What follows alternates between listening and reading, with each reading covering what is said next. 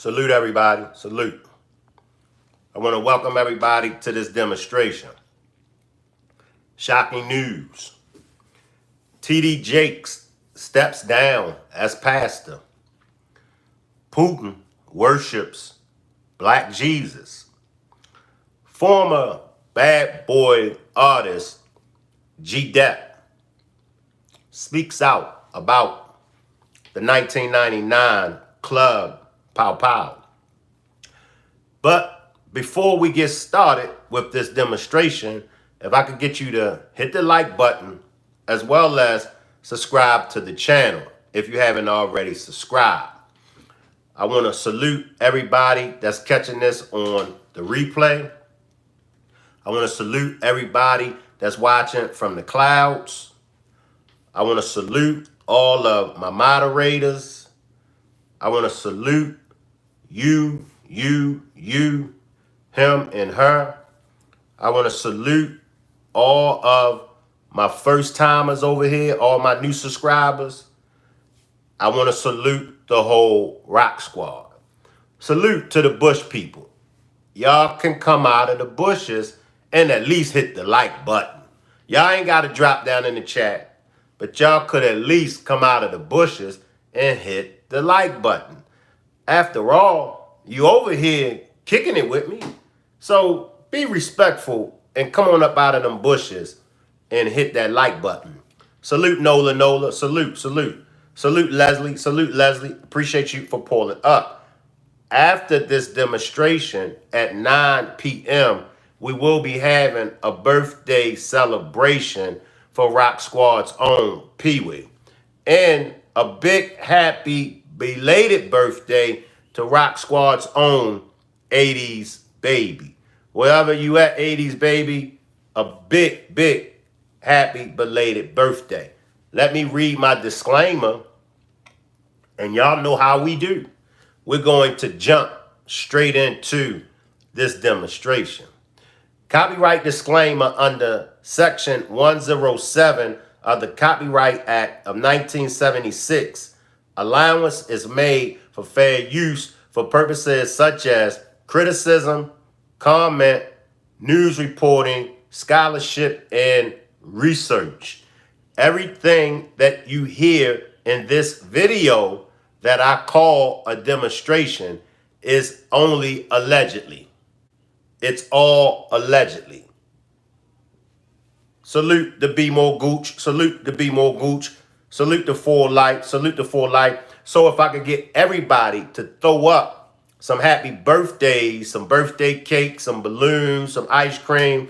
Throw up some happy birthdays to 80s baby.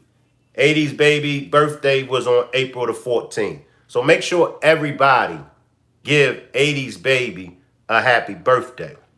So we're going to be chopping it up on 3 different things. T.D. Jakes steps down as pastor, allegedly because his name is tied up in this whole P. Diddy scandal. Also, former bad boy artist G-Dep speaks out about the 1990 Pow Pow incident in the club. And Putin, Vladimir Putin, and this is exclusive, Vladimir Putin has spoke out about Russia worshiping Black Jesus. Yes. Now, is this something new? Let me ask y'all that. Do y'all think that this is something new? Did they discover something new? Did God touch somebody and tell them that Jesus was black? Did Jesus return back to earth? Could it be that Jesus, because it said the second coming of Jesus. So do y'all think that Vladimir Putin seen Jesus? Could it be that Jesus is walking around in Russia? That's a good question. What made Vladimir speak on Black Jesus. I mean, after all, most of us all across the world have been programmed to believe that Jesus was white and is white. So where did Vladimir Putin get that thought? We're definitely going to take a deep dive into that because, believe it or not, some people still, to this day, even after Putin came out and said that it was in the vote, and even though he confessed that Jesus is black, some people still don't believe he was black. Some people still believe Jesus was white. Some people still believe Jesus was white. Drop a 1 if you believe Jesus was black. Drop a 2 if you believe Jesus was white. And I know, some of y'all are going to say, Shyne, it don't make a difference what color he was. It don't make a difference what race he belonged to. I'm still going to serve and I'm still going to worship Jesus. I just have one thing to say. If it didn't matter what race, what color Jesus was, then they would have painted him the color that the Bible speaks on. Yes, we do know what color he is.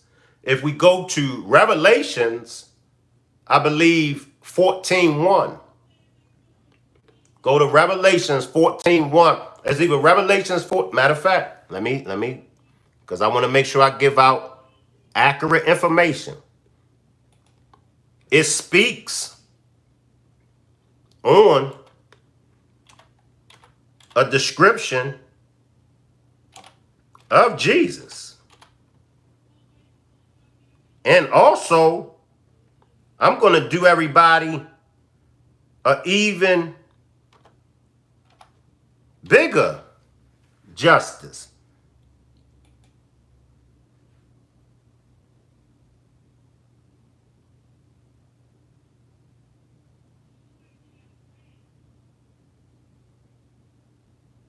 Okay, so I was right. So in Revelations 1, chapter 1, the beginning of the Revelations, chapter 1, 14, verse 14, verse 15.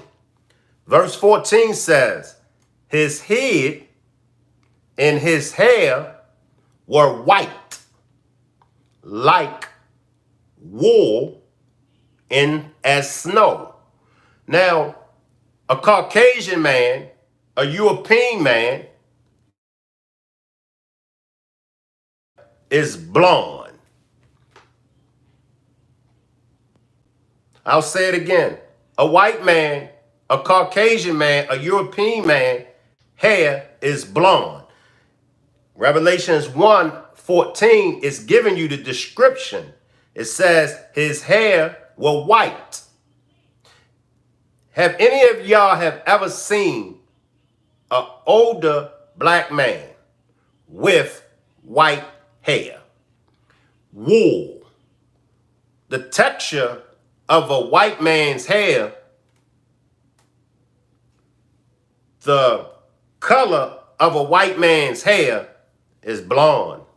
It's not white. However, the texture, the color of an older black man's hair is white and wool. Now, it says, in his feet like unto fine brass, as if they burnt in a furnace. I wish I could show y'all my feet, but I haven't been to the nail and feet salon. So if you got a black man, if you know of a black man, ask him, can you see the bottom of his feet? The bottom of his feet is like fine brass. So what made Vladimir Putin mention he's going to worship the black Jesus? Some people say it's a military tactic. It's a military strategy. Some people say the only reason why he's doing it is because he's trying to get black Americans and black people on his side.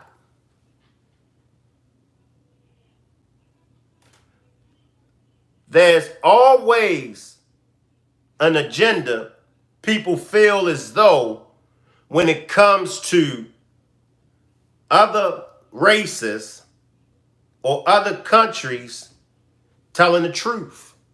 Now, I'm just going to take this one comment.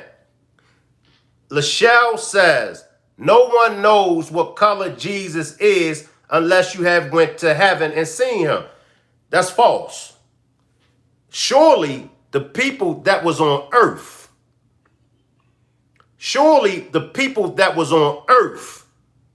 when Jesus walked the earth, surely they knew and they saw him in the flesh. So we got to be careful of the narratives that we push. Now, we've all been programmed, and that's fine. That's fine. I once believed that he was white, and people tried to tell me, and it don't make a difference. Yeah, nobody knows the color. I threw off on any and everything when the truth was placed right in front of us. Jesus was a black man. I just read it to you in Revelations. Matter of fact, we're going to start this off. Proving that Jesus was a black man.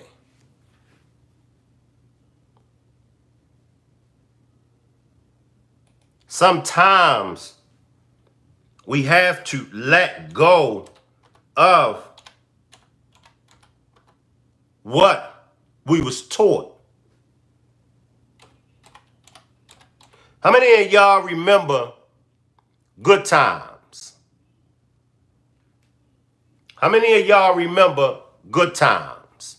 Drop a 1 if y'all remember Good Times. If you remember the hit show, the hit sitcom, Good Times, y'all remember the Black Jesus episode.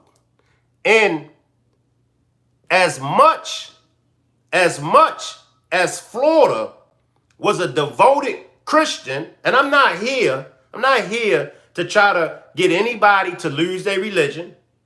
I'm not here to get anybody to convert to a religion. I'm only here to point out the obvious facts. But in that episode, remember, Michael was on it.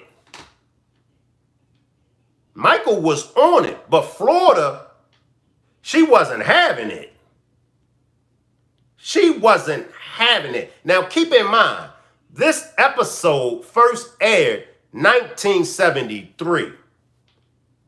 And this is why I tell people, I know that social media, some people will have you believing that what they see and hear on social media is the first time that it's been put out there. But y'all got to remember, there was a time before social media. What did we do before social media? Well, if you're like me, and if you was raised like me, what did we do when we wanted to find out the information before Google came along? What did What did we all do? We picked up a book and we read the book. So I don't want people to think that, oh, black Jesus, oh, they just found out that Jesus was black. Nah. It's been known that Jesus was a black man. But let's go to the episode. Let's go to the episode. Now, this is Good Times, Michael in Florida.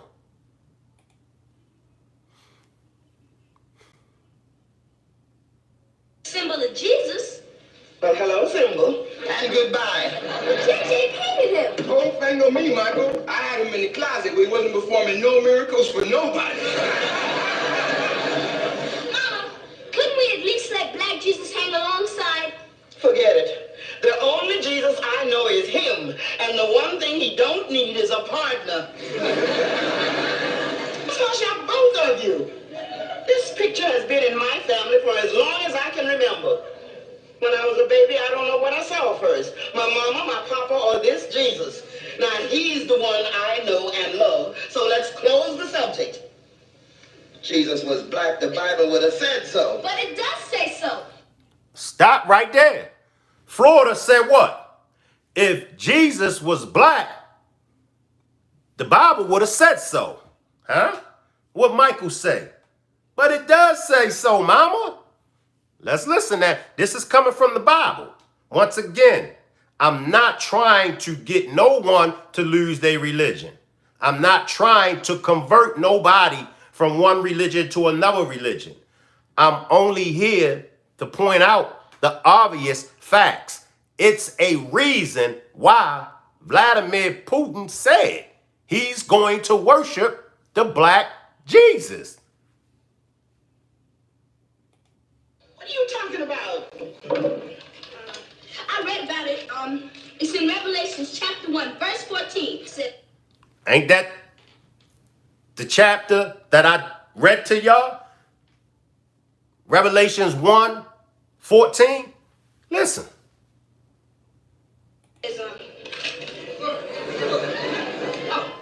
His hair is like wool, and his eyes are like flame of fire.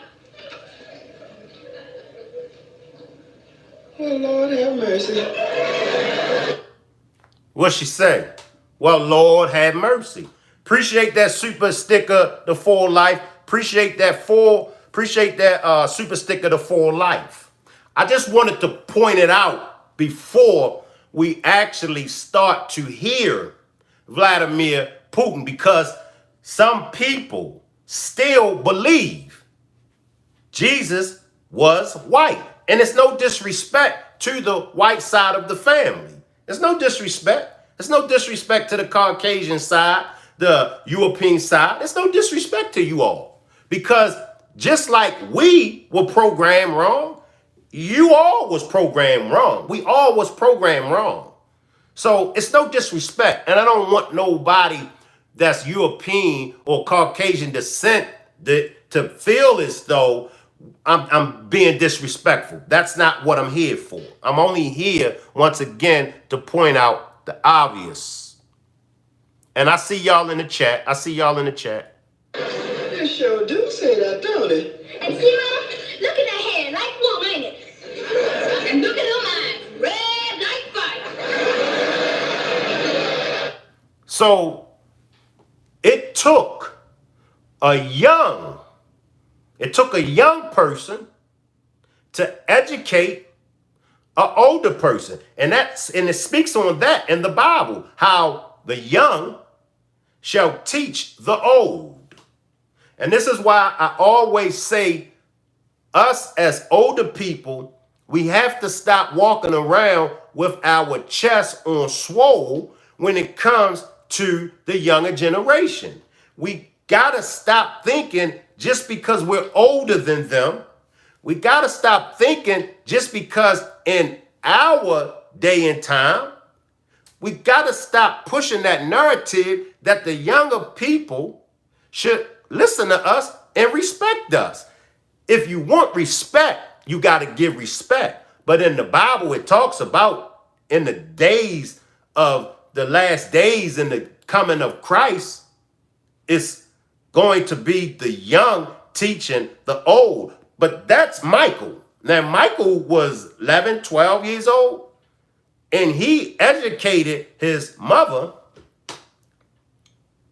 which was in her 30s, 30 plus. He educated her.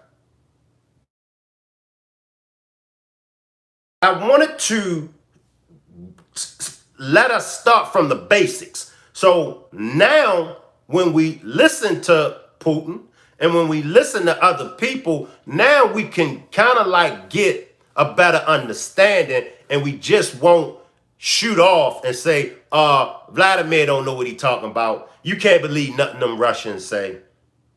That's not what we're here for. We're here to be reprogrammed. Salute to the chat. I see everybody down there in the chat. Salute. I don't want nobody to think that I don't see y'all. I see everybody down there in the chat. So, for those that just pulled up, I'll run the clip again. And then we're going to move on to Vladimir Putin saying he's going to worship the black Jesus. Is Jesus, or was Jesus black, or was he white? Some people say he was gold. People try to go around the truth. Just like when it comes to the people that built the pyramids. It had to be somebody from another galaxy. It had to be somebody from another planet. It had to be some people with higher wisdom and higher this and higher that. They're right. But those people were none other than the black Americans. And we're going to get to that as well. We have to stop letting those that didn't treat us right, we got to stop expecting for them to teach us right. But for those that just pulled up, here's Michael giving the description that I read, Revelations 1, verse 14 and 15, the description of Jesus. Michael is given the same description to his mother. Let's listen.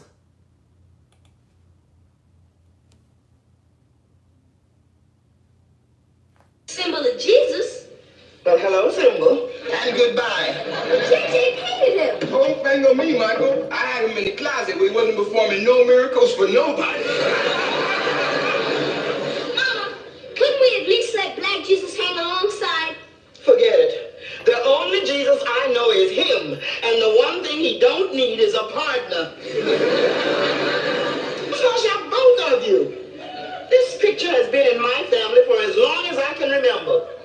When I was a baby, I don't know what I saw first. My mama, my papa, or this Jesus.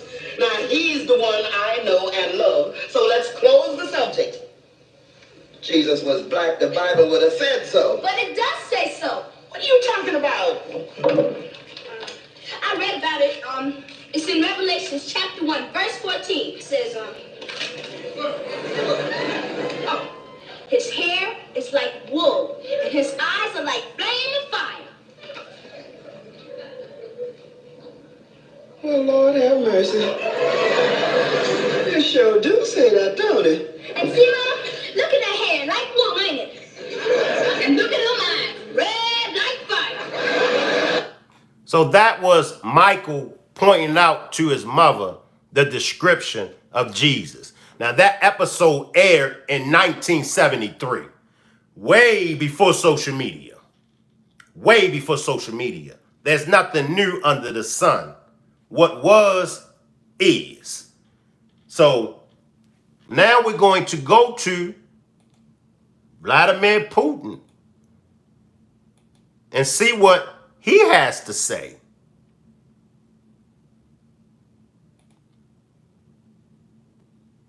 Why do y'all think? Why do y'all think? Let me get the chat involved. Why do y'all think Vladimir Putin said that it's time that they worship the black Jesus? Nobody's answer is wrong. It's only opinions. But I want to hear some of y'all opinions. Let me know, why do y'all think Vladimir Putin said it's time that they worship the black Jesus?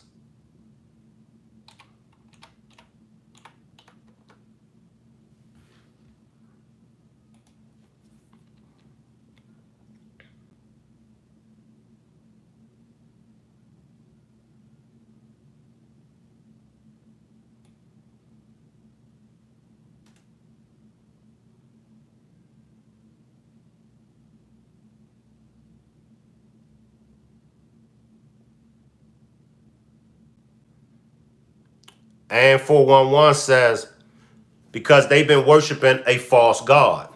Good point. Good point, and let's see what this says.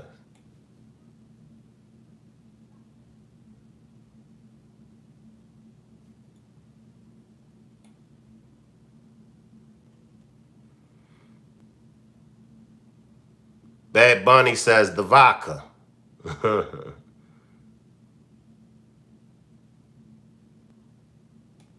All right, let's come here, y'all.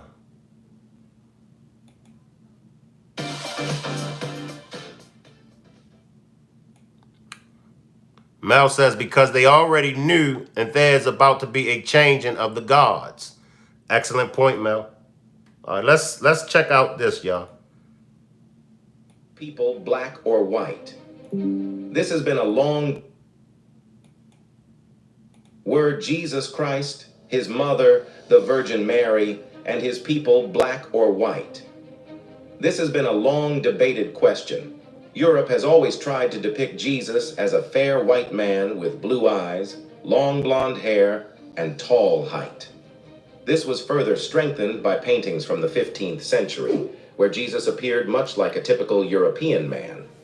But does this prove Jesus was white? Well, not necessarily. The recent 14th and 15th century paintings revealed by Russia prove that Jesus was not white, but black. He, his mother, and the people around him were all black. That's a groundbreaking revelation, questioning why Europe depicted Jesus as white until now. So, what have we found in the centuries-old Russian cellars and vaults? What people have been shown in the paintings found in these vaults that completely change biblical teachings? Let's know about that in this video. Recently, news surfaced that Russian President Vladimir Putin has ordered the relocation of one of Russia's most sacred icons from a museum to a Moscow cathedral. For centuries, these paintings remained locked in vaults, but now, the world has the chance to observe them. This fundamentally changes our understanding of Jesus, his mother, and his disciples. These paintings are called the Russian icons, which are collections of hundreds of paintings depicting Jesus' era and his life. In Russian icons, Father Vladimir Ivanov explores Russian iconography in depth, offering insights into the history, symbolism, and spiritual significance of these sacred artworks. Authored by a distinguished expert in the field, Father Ivanov presents readers with a comprehensive overview of Russian iconography, covering various aspects. However, even if the artworks show various instances, they have one similarity. They show Jesus, his mother, people, and even angels as black. Father Ivanov discusses the artistic techniques used in Russian icon painting, including the application of egg tempera paint, gold leaf, and traditional iconographic methods such as hieratic composition and stylized forms.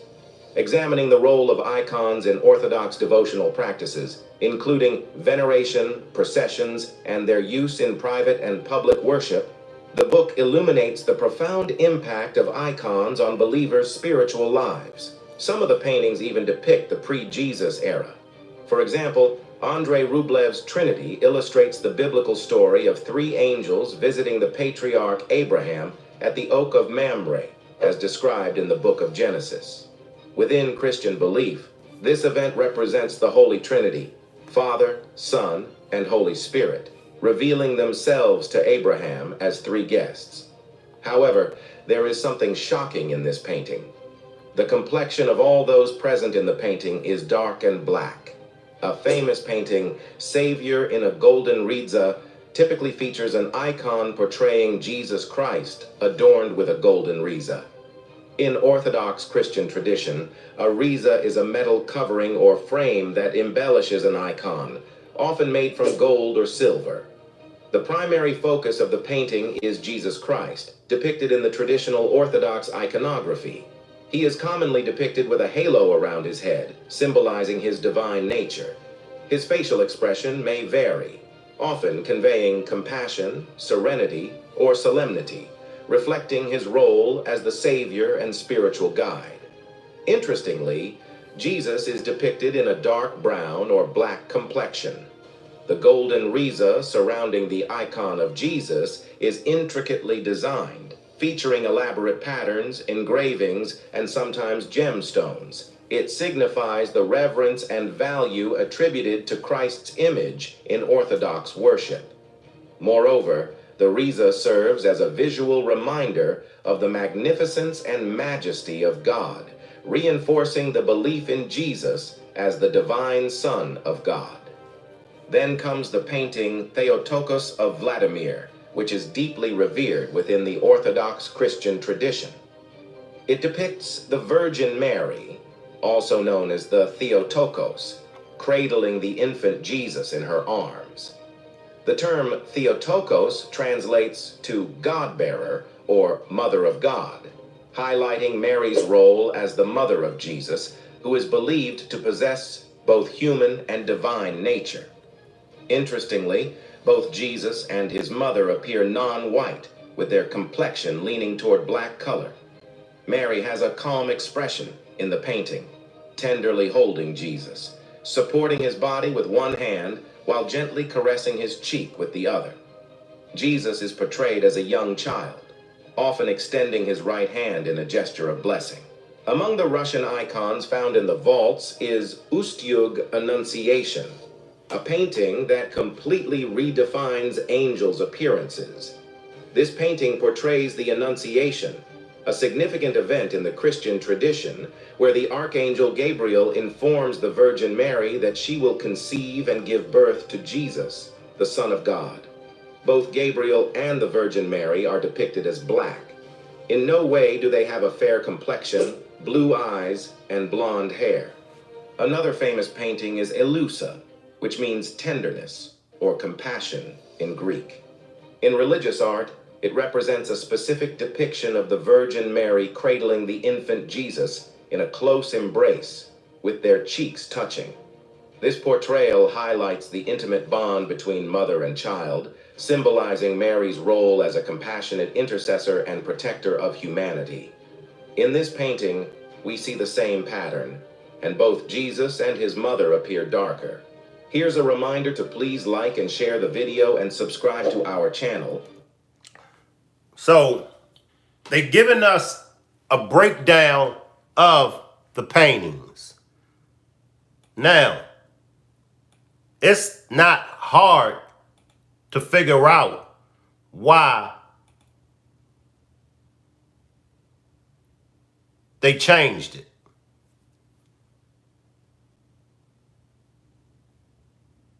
It's not hard at all to figure out. The reason why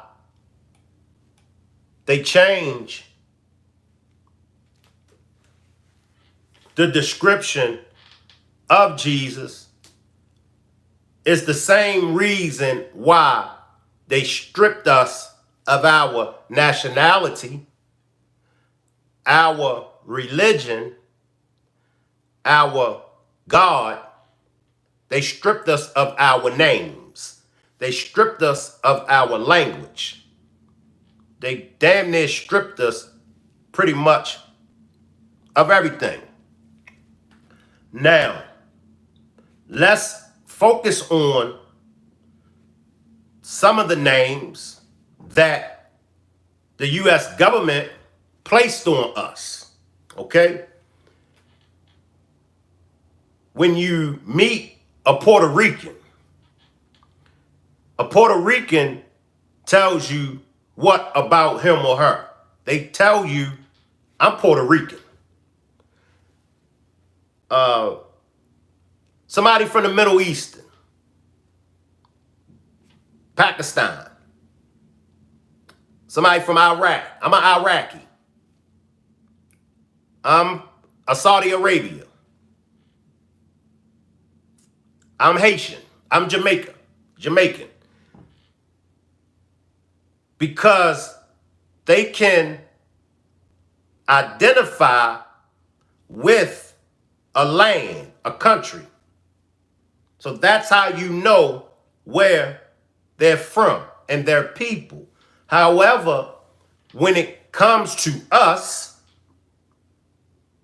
they put these certain titles on us. Negroes, Afro-American, colored folks, black. Now, I want us to go deep. Let's look at everything that's affiliated with the color black. Everything that's affiliated with that color black, it's something negative that goes with it. Right? I gave this demonstration on one of my TikTok demonstrations and on one of my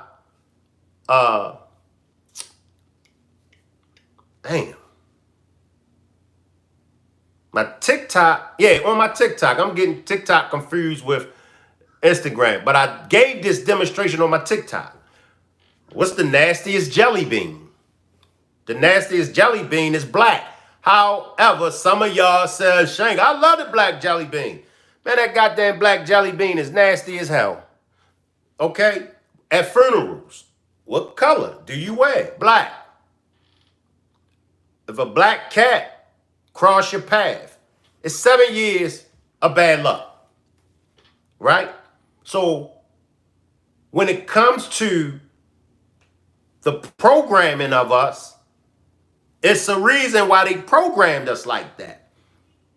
Because if we can convince God's people, if we can convince the true Israelites, if we can convince the real Jews, if we can convince these gods that they are nothing, we're going to program them for years and years and years to come. Go back to the Willie Lynch letter. That's what the Willie Lynch letter was all about. That's your system. That's your system. I don't want to get too far away from Vladimir.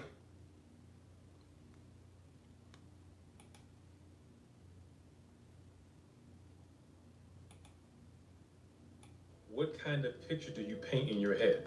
Is it a white man, blonde hair, and blue eyes? Well, for me, Jesus is a black man. I want Vladimir.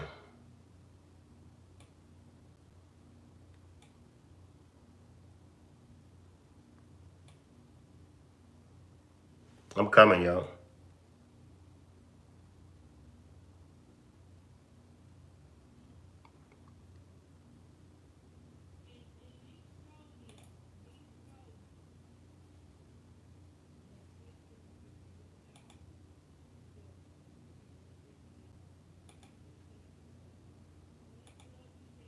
Let us proclaim our nation under the guidance of Black Jesus, a figure who represents not just from this day forward.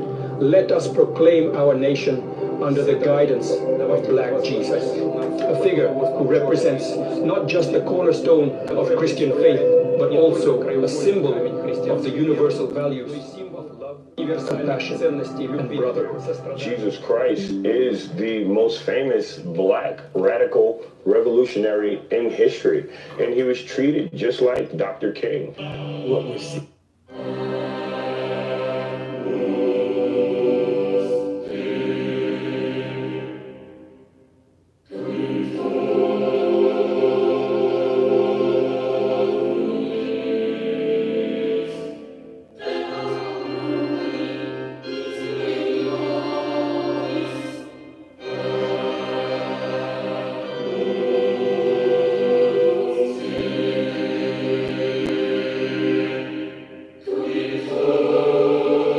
From an afro to long hair.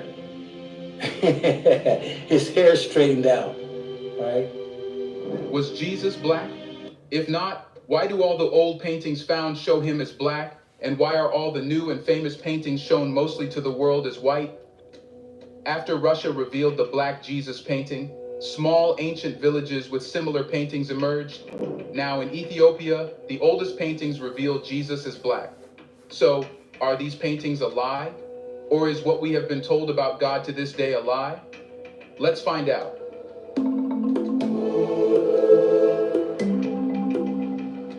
In a world where history often seems set in stone, some moments shake the foundations of our understanding.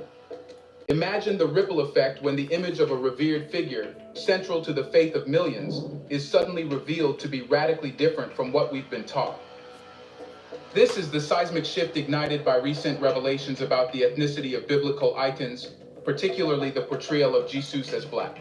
For African people worldwide, this isn't just a revelation, it's a reclamation of identity and a challenge to centuries of Eurocentric narratives, but this narrative is based on the paintings found.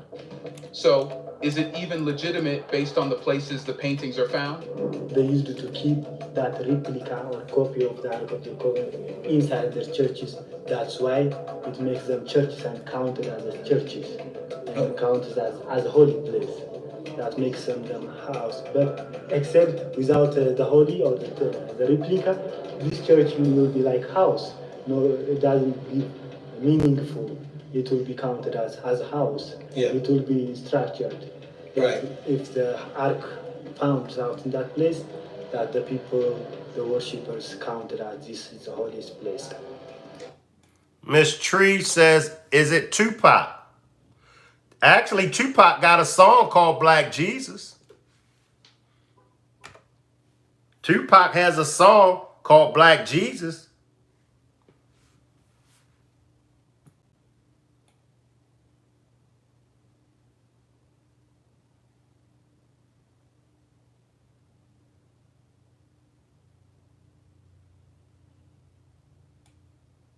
And as I stated, even though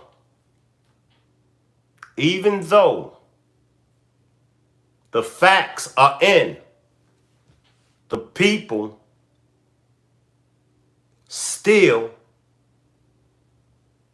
is going to believe the lie. Just imagine if it was you that the devil came to. I've always wondered. I've wondered if I was Adam, if I was in the Garden of Eden, what would I have done? Let's be honest. I want everybody to be honest. Drop a one. Drop a one.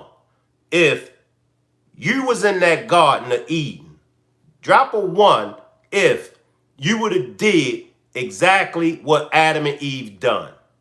Drop a two if you was in that garden, if you would have obeyed what God told you not to do. Miss Tree says, I believe Jesus is black. Drop a one. What would you have done if you was in that garden? 80s baby, drop the one. Drop a one if you would have did what Adam and Eve done. Drop a two. Martha said she would have obeyed God. Miss Tree says she would have obeyed God. I'm probably going to roll with 80s baby. I probably too would have disobeyed God. And I want us to really search yourself and ask yourself, for everybody that dropped the two, are you doing what God expected you to do? Are you following God's laws? See, that'll let you know what you would have done if it was you in that Garden of Eden. Because if you are breaking God's commandments today, if you're breaking God's laws today, what's the difference? What difference would it have been if you was in there? I break God's law. I don't follow all of God's laws. And there were more than 12 commandments. There were more than 12 laws. Some people just think of the basics. The stealing, the fornication, the adultery, the taking the life of somebody. Most of us just think of those basic commandments, the 12 commandments. But do you know that there were how many laws of God? I believe there were over 300 laws. If you go to where are the laws of God at? In Leviticus and Deuteronomy? I believe the laws of God is in Deuteronomy and Leviticus.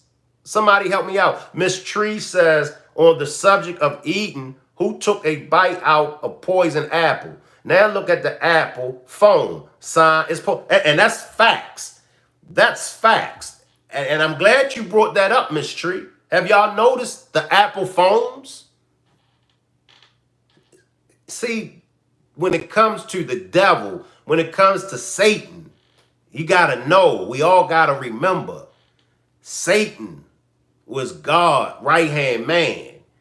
Satan was above all the angels.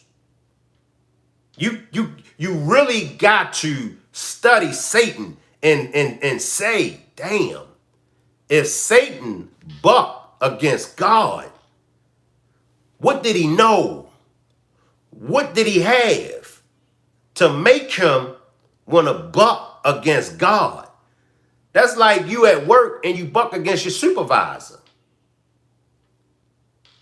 When you know the outcome of bucking against your supervisor, it's your supervisor. You're going to be without a job. So what did Satan know? What did Satan have in possession to make him buck against God? And it's one answer.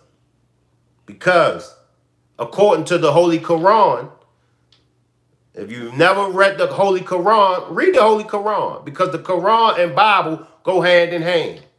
The Bible speaks about Satan and Satan being cast out. The Bible speaks on it. But it's the Holy Quran that teaches us and speaks about what the actual issue was with Satan and God. When God created man, God told Satan and all of the angels to bow down to that man that he made. And Satan challenged God. He bucked on God. What I look like worshiping this being that you made out of mud and clay. This is the devil and God. It's in the Quran. This is in the Quran. He bucked because God told him to bow down to Adam, bow down to man. So he bucked. I ain't bowing down to him. But I look like bowing down to him that's going to be mischief and cause bloodshed amongst the earth. Just a conversation with the devil and God. Read the Holy Quran. He bucked. And that's why Satan comes after all of us. because he told God, I'm going to get them all. He said, I'm going to get them all. I'm going to even get the ones that worship you. I'm going to get your faithful ones. That's the story of Job. Remember, the devil and the God made a deal because God knew Job's heart. And he told the devil, you could do anything you want to do to Job, but you can't take his life. Why would God make a deal with the devil? Have y'all noticed that it's when you give your life to God? Have y'all noticed that when you become a Christian or when you become a Muslim or a Jehovah's Witness, have y'all noticed that when you start serving God, have y'all noticed that the devil comes after y'all so hard? You know why? Because he knows that you are close to God. He knows that you are getting close to God. And that's his whole mission, is to throw us all off. Because see, the God gave the devil a certain time. It's in the scriptures. So the devil knows. He knows where he's going at.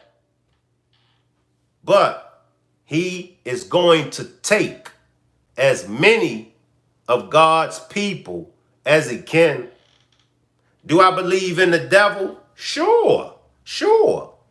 Just like I believe in the aliens, but just like I don't believe the description and the depiction of the devil is true. I don't believe that. I don't believe that the devil is this red creature that lives in the ground with horns, with a tail and a pitchfork. Nah. I do believe that the devil, just like God dwells in us. Oh yeah, I do believe that the devil dwells in us. So don't get it twisted. Don't get it twisted, because a lot of folks is walking around here with a devil-like spirit.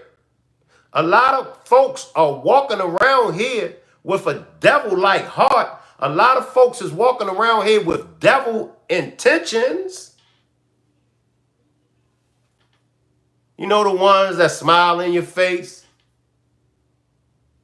Yeah. So we got to be careful. We got to be careful. We cannot get thrown off of our mission. What's our mission? Our mission is to serve God. Whatever religious you belong to, just be the best. If you're going to be a Christian, be the best Christian. If you're going to be a Muslim, be the best Muslim. If you're going to be a Jehovah's Witness, whatever religion you choose to follow, whatever God you choose to follow, that's between you and that God. That's between you and your God. But just be the best that you can be. Don't be walking around here being a hypocrite. Don't be walking around here judging people. Don't be walking around here thinking your shit don't stink. All right? It's okay to be bougie.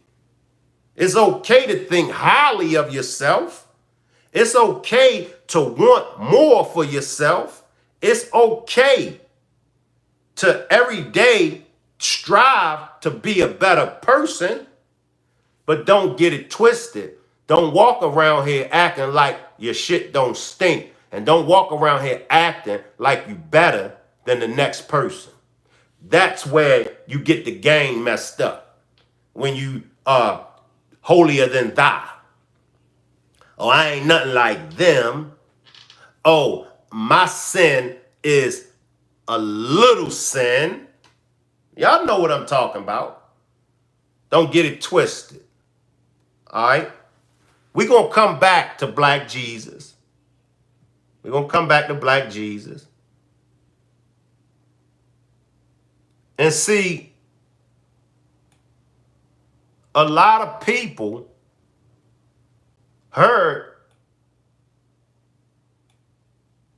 that Jesus was black, a lot of us been heard it.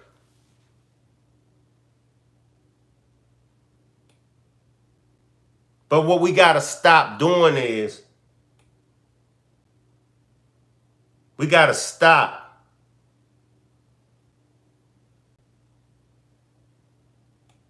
walking away and ducking and dodging the truth. Truth is truth. I want to tap into TD Jakes. I want to tap into TD Jakes. Okay? Now, we all know that TD Jakes was at some of P. Diddy's parties.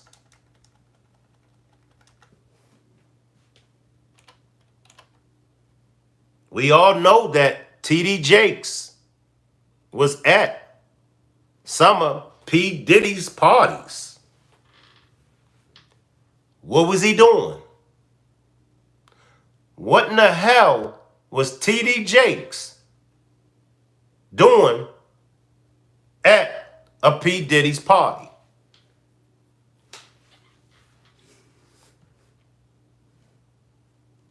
In my opinion, when you hold a position, when you are a man or a woman of the cloth, in my opinion, you knew better. You should have knew better. You knew what was going on at them parties. What was you doing there? What was TD Jakes doing at a P. Diddy's party? I'm going to come to the chat, y'all. I'm going to come to the chat. Once again, if you have a comment that you really want me to acknowledge, just get a super chat. Put it in a super chat. Let's listen, y'all. Don't get it twisted. I'd be proud of you if you were driving from the post office. Let them go. This is a time in your life that you can no longer continue. There will be scandals among the high and the mighty. So I saw a row of thrones seated in high positions. Earthquake hit those thrones. They started to shake, and people began to fall out of the thrones in public and shameful falls. Buckle up, folks, because we've got some breaking updates on Bishop T.D. Jakes that demand your attention. Speculations are rife about his potential resignation from his leadership role within his congregation. And once again, all of this is allegedly. This is for entertainment and educational purposes only. Everything that you hear in this video that I call a demonstration, it's all allegedly. Once again, it's all allegedly. It's all for entertainment and educational purposes only. Moreover, there are swirling allegations linking him to involvement with Diddy. But could this be the reason behind him stepping down as pastor? Let's delve into the intricacies of these developments and uncover the truth. But of course, before we go any further, make sure first that you subscribe to our channel and hit that notification bell for more updates and videos like this. Recent reports have brought to light a lawsuit implicating Bishop T.D. Jakes, the senior pastor of the Potter's House, in allegations against music producer Shyne Diddy Combs. The lawsuit accuses Combs of involvement in exploitation activities, with claims suggesting he intended to utilize his association with Bishop T.D. Jakes to mitigate damage to his public image. However, it's crucial to emphasize that these allegations remain unverified and lack substantiation through legal proceedings. I will not use this sacred day and this sacred pulpit to address a lie when I have a chance to preach a truth. In front of the congregation, and you give it to this man. Was that for the congregation to give more money? Or was that really genuine? See, when no one's watching, who are you? The Lord said this man is not a man. I like that. I like what Monique said. When no one is watching you, who are you? See, once again, it's easy to put on a front. It's easy to come before the people and act like you're holier than thou. It's easy to come before the people and act bougie. However, when you are alone, when you are away from the people, who are you? He is not a heterosexual man. His name will be named by the people he has been with. His scandal will involve his orientation, and God says that this is when people will finally see who they have been following with a lot of these pastors and spiritual leaders. As of now, Bishop T.D. Jakes has not issued any public statements regarding these allegations or addressed speculations about his potential resignation from his leadership role within his congregation. Given the sensitive nature of these rumors, it's prudent to exercise caution and await official statements or verified information. Undoubtedly, these rumors have sparked considerable concern within the community and among Bishop T.D. Jakes' followers, prompting many to eagerly await clarification from him or his representatives. In the interim, it's imperative to uphold the principle of innocence until proven guilty and refrain from premature judgment solely based on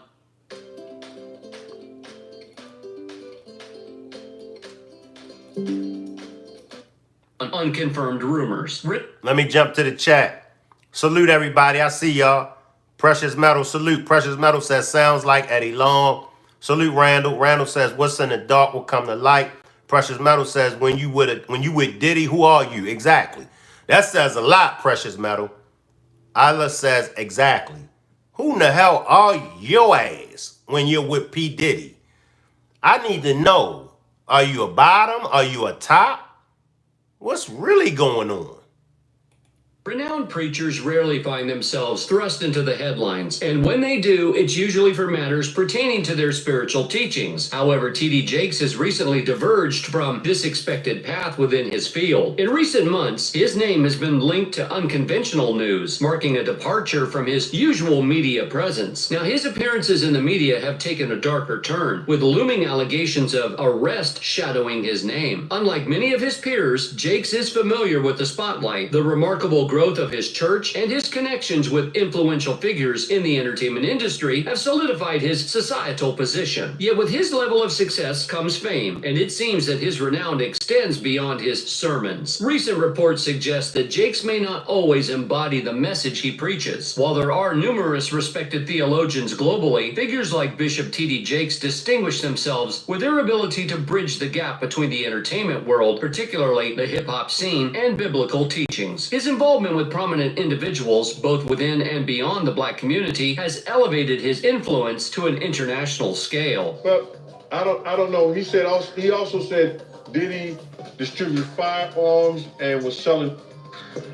Like many public figures, including religious leaders, Jakes has regularly faced criticism for his associations with individuals of questionable character and substantial wealth. Yet the preacher has typically shrugged off such claims, seemingly unaffected by dissenting voices. However, recent events suggest a shift in his narrative. Emerging revelations cast doubt on the flawless saint persona attributed to Jakes over the years. Engulfed in a succession of controversies, particularly in today's headline-driven climate, these scandals eventually overshadow any positive associations. Doubt surrounding his innocence gained traction as accusations mounted against him. The situation intensified notably when not one, but two individuals came forward with disturbing accounts of inappropriate behavior by the preacher when they were younger. Adding an unexpected twist to the unfolding drama, the preacher's own son became entangled in a separate situation, further fueling speculation and lending weight to the recent allegations against him. While Jakes has weathered severe storms in the past, the timing of these latest revelations could hardly be more unfavorable for him. You're feeling it to be swept out of it. God is not going to change the situation because you're getting ready to move. Nudge your neighbor and say, I'm getting ready to move. It don't matter what you do with it. It don't matter that you don't like me. It don't matter that you don't appreciate me. Even if you're... And here's my thing, everybody. Here's my thing. I do know nobody is perfect. However, if you know that you have issues like this, I could see if he had a drinking problem, okay? But when you're attached to sex trafficking, when you are attached to orgy parties, when you are attached to freak-offs, you should not be a pastor. You should not be a preacher. You should not be a minister if you are moving around like that. It is what it is. It's no way in the world that you should be attached. You should have enough common sense to know better. I can't do it. There are plenty of pastors. There are plenty of ministers. There are plenty of preachers that struggle because the flesh is weak. But there are plenty of pastors, ministers, and preachers. There are plenty of people of God that knows better. Now, we can't keep turning a blind eye.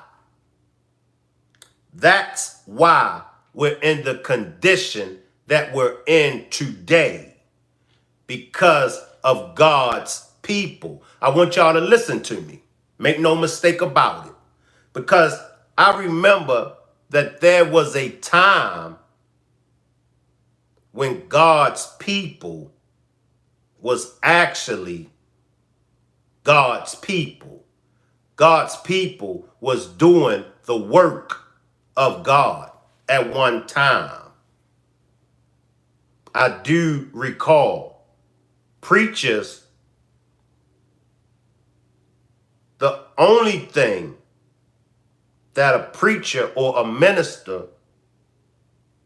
was caught up in, not to say that they get a pass, but the only thing that they were caught up in was outside marital affairs, children outside of their marriages. Now, I'm not to say that they should get a pass, because they shouldn't. Right is right, wrong is wrong. A sin is a sin. But for T.D. Jakes to be well respected, for T.D. Jakes to have the name that he has, T.D. Jakes' name should not be attached to P. Diddy's sex scandals. Let's hear some more. You're not well versed in his religious teachings, T.D. Jakes is likely a name you recognize. While his church initially propelled him into the media limelight, various other incidents have ensured his ongoing presence there. Some of these occurrences have been unexpectedly surprising, like the recent news involving his son. According to Dallas police reports, Jermaine Donald Jakes, the son of T.D. Jakes, the influential Dallas megachurch pastor, renowned for his views on homosexuality, was apprehended in a sting operation targeting gay activity at Keith Park some time ago. The younger Jakes faced charges of indecent exposure, allegedly exposing himself in front of two undercover Vice detectives. In the middle of chaos, because after a while, anytime you know too much, you stop living your best self. Senior CPL Janice Cruther, a DPD spokeswoman, confirmed that the detectives involved were both male. According to the arrest affidavit, the detectives were responding to citizen complaints about suspicious activity when they observed Jermaine Jakes and several other unidentified males parking their vehicles in the lot east of the park. Subsequently, the detectives followed Jakes into the wooded area, where he approached them with his genitals exposed through his unzipped pants. As detailed in the affidavit, Jakes maintained eye contact with one of the detectives while engaging in this behavior for several seconds. Despite the presence of pedestrians and joggers on a nearby trail, Jakes made no attempt to conceal his actions, as noted in the court records. Interestingly, Jermaine Jakes listed his place of employment as T.D. Jakes Ministries, a fact that struck many as unusual given the circumstances. However, Jakes was ultimately released at the scene after being detained. For those unfamiliar, T.D. Jakes is renowned as the founder of the Potter's House, a prominent church located in South Dallas with a congregation of around 30,000 members. Infallible word of God, because that is what the pulpit is for. A lot of people stopped going to church. A lot of people gave up on the church for reasons just like this. Once again, we all fall short. None of us are perfect. I'm far from perfect. People have mentioned to me all the time, yo, you should be a pastor. Yo, you should be a preacher. I know that I'm not ready. Now, when I come on my platform, I could, speak. But when you become a man or a woman of that cloth, you got to be right. Your heart got to be right. You can't play with this thing. You can't play with this thing. And homosexuality is a sin according to the Bible. And I know homosexuality is no lesser or no greater than any other sins. But what is that saying? What is that saying? Because I do believe when it comes to homosexuality, homosexuality is an abomination. Now there's a difference. Now for all my biblical scholars out there, help me understand. Am I right? Am I right? Homosexuality is an abomination to God. It doesn't say that stealing is an abomination to God, but it says homosexuality is an abomination to God. So that's something serious. But there will be a time.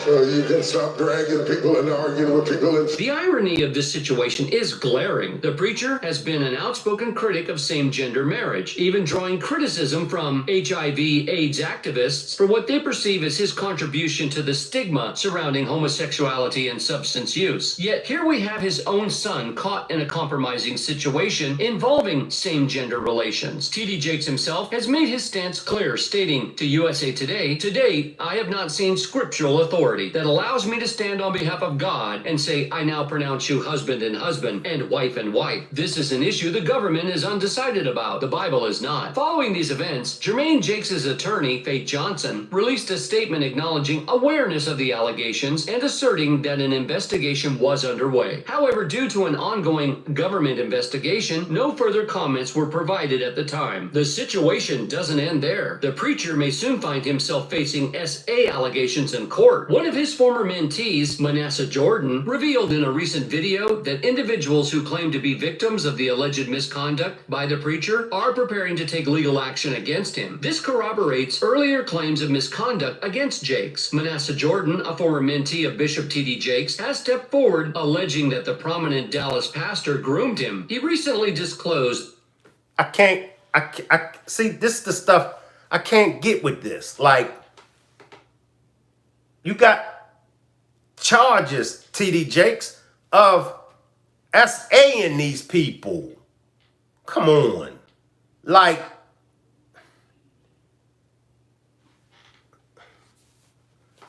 your name alone speaks volumes. I just don't get it. Like, how do y'all get the money? How do y'all get the name? How do y'all quote unquote become successful? How do y'all quote unquote make it and then get jammed up in these kind of allegations, accusations? How? Man, let me tell y'all something. I know it's probably easier said than done, but I got money, I'm famous. I'm known all over the world. My name is a household name. Why would I be SAing people? Why would I be sleeping with underage girls? I just don't get it. Maybe y'all can help me get it. Like, yo, you P. Diddy, you could do the Nino Brown demonstration. You could cancel any female and get another one. TD Jakes, you ain't gotta sexually assault no man. I just, is it me? Is it me, Rock Squad? Because I'm trying to figure out, I'm trying to put myself, like I said, let's put ourselves in the Garden of Eden and what we had done, what Adam and Eve had done. Let's put ourselves in TD Jakes' shoes. Let's put ourselves in P. Diddy's shoes. Can you see yourself doing that? Like,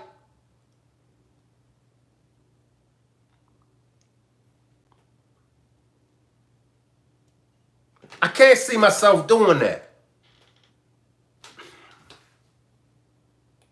That additional victims have emerged, indicating a troubling pattern of misconduct. The relationship between Jordan and Jakes is not entirely concealed, as evidenced by a circulating photo showing Diddy resting his head on the shoulders of the influential pastor. It seems that Jordan has managed to break free from what he perceives as the hold of his former mentor, and he is now using his platform to advocate for other victims. In a video posted on December 30th, Jordan discussed the new victims who have recently come forward against Bishop T.D. Jakes. He shared, "Today I've heard from 2 other victims that it's just a lot of talk about that experience, the same thing that I experienced." Manasseh alleges that 2 victims he spoke with were supposedly groomed and essayed by Bishop T.D. Jakes. In his video, Manasseh claimed that these victims confided in him about the alleged grooming and essay carried out by Bishop Jakes. He stated that the victims informed him that Bishop Jakes had allegedly essayed them, not only as victims of grooming, as he had described in previous videos, but also as victims of SA by the same individual who groomed him. According to Manasseh Jordan, they're going to be pressing charges. It's one thing to openly oppose certain groups like the alphabet community, but when your own son becomes entangled in what you condemn, it takes things to another level. And when you're accused of the very behaviors you speak against, that's a whole different story, wouldn't you say? Especially when legal action might be on the horizon. Manasseh's video resonated deeply with many, sparking discussions online. One person remarked, "Manasseh seemed on the verge of tears. He may deny being a victim, but it's heartbreaking." Another observed, "I've seen this firsthand. His breakdown was chilling. The influence these figures hold must be questioned." The full truth has yet to come to light, but T.D. Jakes' reputation has been under scrutiny long before these latest allegations emerged. I never put down nobody. Like,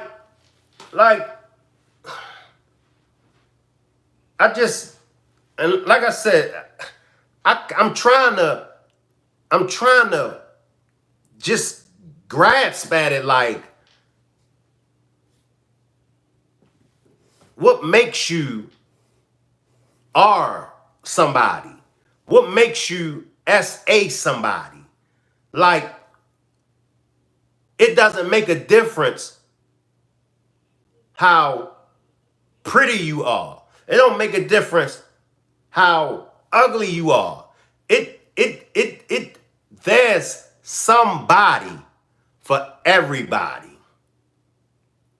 I'm gonna say it again.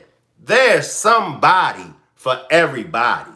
Whereas though you shouldn't have to stoop to SAing anybody. Salute to the chat. I see y'all, but I gotta stay away from the chat, because if I start in the chat, I'll lose focus of the demonstration. So salute everybody in the chat. I see y'all.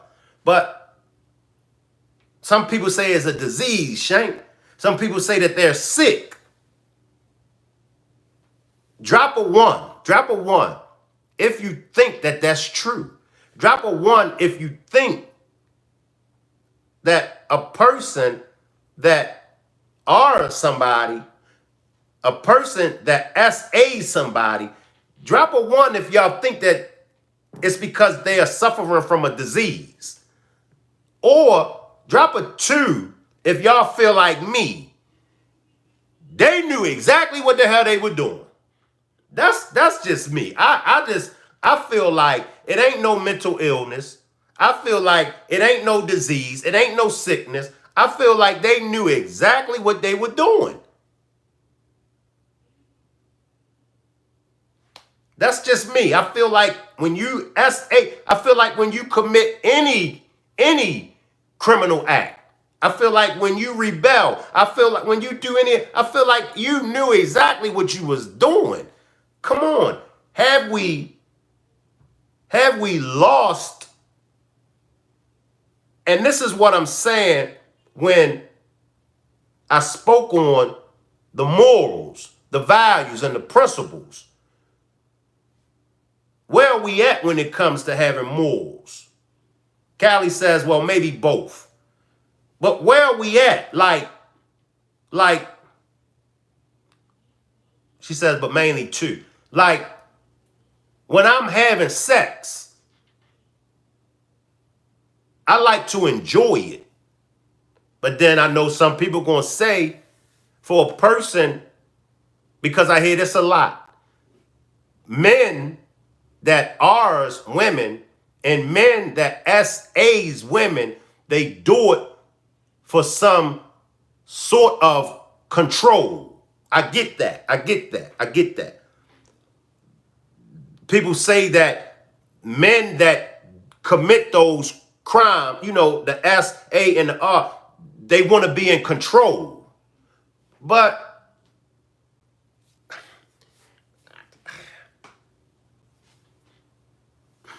once again, maybe it's me taking it, forcing, like, yo, do you realize that you forced yourself on this woman? Yo, do you realize you forced yourself on this man? How can you enjoy that sex? Like, me, I'm going to be too worried about the police busting in. My conscience. I'm going to be too worried about getting caught. And not only that, I'm going to be like, yo, what kind of sucker shit is this, Shank? You know, Shank, what kind of punk ass shit is you doing? Myself wouldn't allow it. Myself, it wouldn't allow it. Shit like that. I'm being honest. You know, that's, yo, you realize, Shank Rock, that you just R'd somebody? You realize that you just SA'd somebody?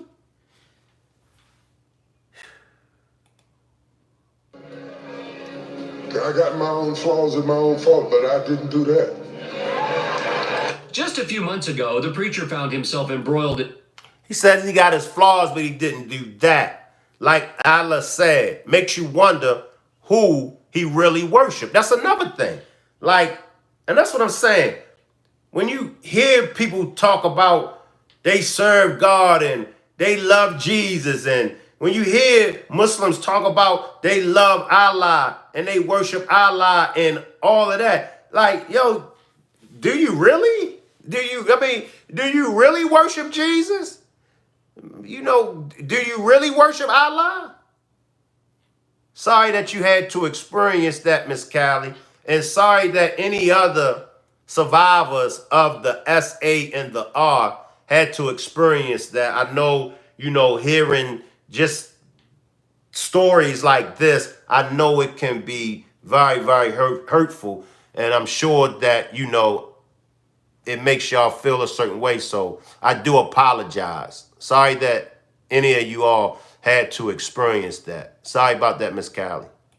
in a messy situation involving a rapper, which certainly didn't do any favors for his reputation. In today's social media-driven world, where fame is born, trends ebb and flow, and controversies explode, the recent buzz surrounding T.D. Jakes, a renowned religious leader, and P. Diddy, a rap icon, exemplifies just how wild things can get online. T.D. Jakes, already a well-established figure, unexpectedly found himself plastered all over social media, not for his sermons, but due to rumors linking him with P. Diddy. It's an unlikely pairing that had everyone buzzing and concocting theories. Even though Diddy has a track record of stirring up trouble, this new rumor adds another intriguing layer to his already controversial persona. The online uproar stems from claims made by TikTok influencer Maisha. In a viral video, she discussed Diddy's past relationship with Cassie and leveled serious accusations, including about SA. She also mentioned wild parties, allegedly hosted by Diddy, where T.D. Jakes was rumored to be a regular attendee, further stoking the flames. The video hinted at a secret phone belonging to Diddy's late ex-girlfriend Kim Porter, whose demise was already shrouded in mystery. With Diddy's name in the spotlight, the video ignited a massive reaction online, particularly with fans shocked by Bishop Jakes' alleged involvement in these dubious activities. Once news of his supposed connection with Diddy spread, many fans joined the conversation, with one user stating, "This is just the start. There's more to come out about T.D. Jakes' ministries. There are a lot of secrets waiting to be uncovered about how things were run." Jakes' attendance at numerous P. Diddy parties is just the tip of the iceberg, faced with accusations and a barrage of criticism on... Like, not one party, but numerous parties. Once again, that's like, y'all know that I'm a known, let's say, allegedly, I'm a known drug dealer, okay? And I'm having parties. Now, y'all know my get down. Now, you continue to keep coming. Once again, appreciate you, Callie. Appreciate you, Callie. It hits different when it's just a regular Joe Blow or a regular Jane Doe. It hits different. Okay, they just regular people. But we're speaking of a minister. We're speaking of a pastor. We're speaking of a preacher. We're speaking of a person, a God-fearing person that should know better. I understand if they 15 years old. I understand if they 23 years old. But at a certain age, you know, like me, at a certain age, I know if I go down that road. I know what's down that road. I know if I go down that road. I know what's down that road. I know if I hang out with this person. I know if I hang out with that person. I know what comes with the territory. I already know what comes with the territory. You are a man of the cloth. You are a man of the cloth. You have no business. Maybe one party, okay. Let me just go. Let me see what's good. Because believe it or not, there are some people that do go to parties that don't drink. There are some people that go to parties that don't smoke weed. There are people that go to parties that don't do no illegal street drugs. There are people that do go to parties and, you know, have a good time. But a P. Diddy party. Come on, Jakes. Social media, the preacher appeared to address the claims in a recent church service streamed on YouTube. During his sermon, Jakes seemed to confront the allegations, which he adamantly dismissed as entirely untrue. Hey, Bishop Jakes. How What's are you? up, man? Oh, man, it's so good to see you. It's better to see you. How you doing? Looks like you're out in the sun. Amid accusations and a wave of criticism on social media, with no concrete evidence surfacing, Jakes' history of controversy certainly complicates taking a definitive stance. It's possible that undeniable proof may emerge to vindicate him, but for now, we can only wait and see. Time will ultimately reveal the truth. Recently, producer Lil Rod, also known as Rodney Jones, has accused Diddy of running a criminal operation. According to Jones, Diddy coerced him into participating participating in improper activities with adult employees, subjected him to inappropriate touching, and provided alcohol to guests, some of whom were minors at his residence. Shockingly, Jones also implicated Bishop T.D. Jakes in these allegations. And on top of that, these guys are trying to steal my publishing. I can't go for that, so I'm fighting back. He's a fighter.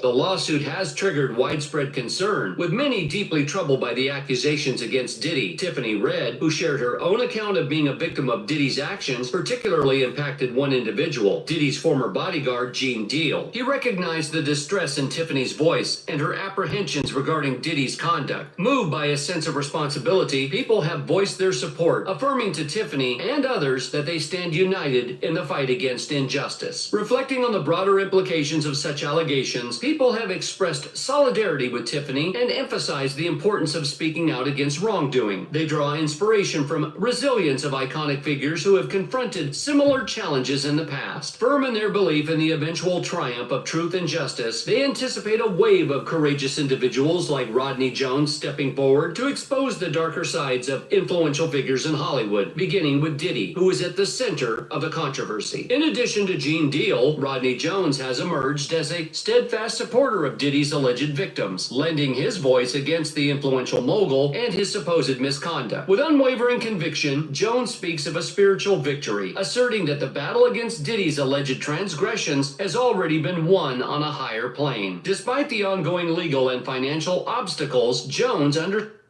Anyone with $10,000 or more in credit card debt or personal loans may qualify for help from National Debt Relief. Minimum payment underscores the paramount importance of spiritual triumph over physical adversities. The lawsuit unveils a troubling narrative of Rodney Jones's time with Combs spanning from September 2022 to November 2023, revealing distressing experiences. Jones, evidently scarred by his interactions with Diddy and other prominent Hollywood figures, claims to have collected substantial incriminating audio and video evidence throughout his industry tenure. This evidence supposedly exposes Combs, his associates, and other elites, such as T.D. Jakes, engaging in various illicit activities. Navigating this complex scenario proves daunting for Jones, who openly acknowledges the formidable challenge of confronting someone as influential as Diddy. Compounded by financial constraints, Jones finds himself compelled to seek support through crowdfunding to cover legal expenses. Despite these formidable barriers, Jones remains steadfast in his pursuit of justice, expressing deep appreciation for any assistance rendered. And the truth is, we'll be up for days trying to accomplish that.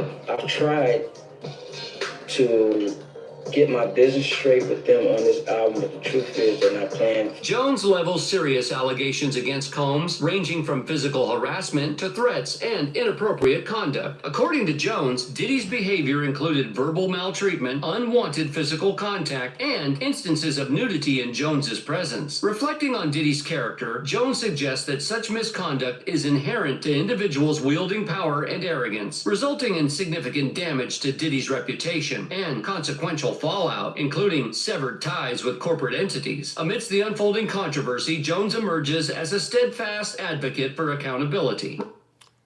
What do y'all think about Biggie? What do y'all think about the notorious B.I.G.?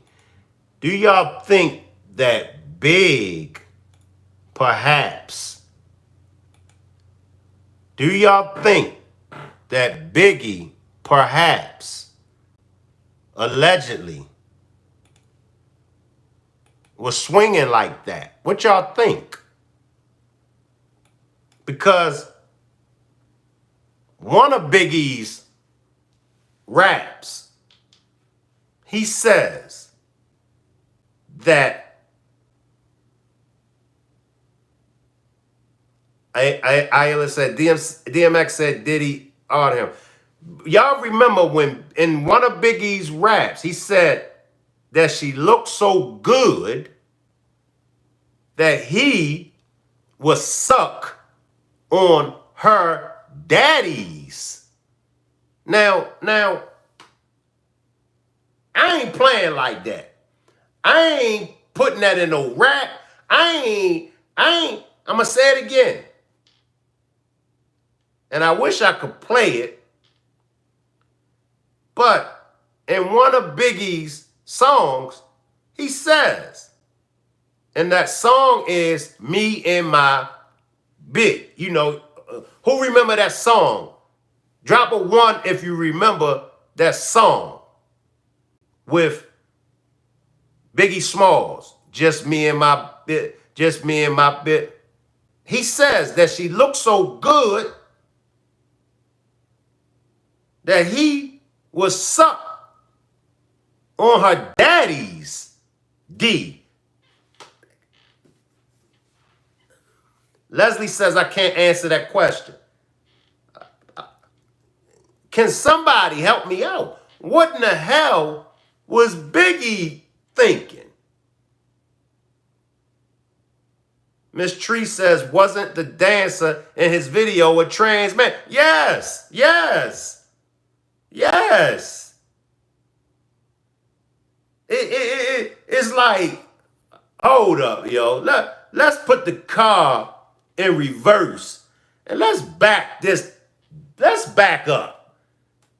Is it possible? Huh? You got a transformer in the video. Leslie says Jehovah had a plan. No, we can't lie.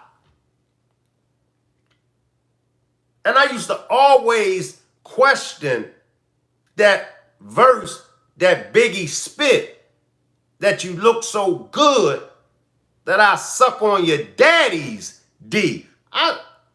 But now we got to put the car in reverse and we got to back up a little bit. This gets deep. The rabbit hole goes deep. Let me check out Whack 100. Let's hear what Whack 100 has to say about Biggie. Miss Tree says, or did he think it was a girl and was fooled?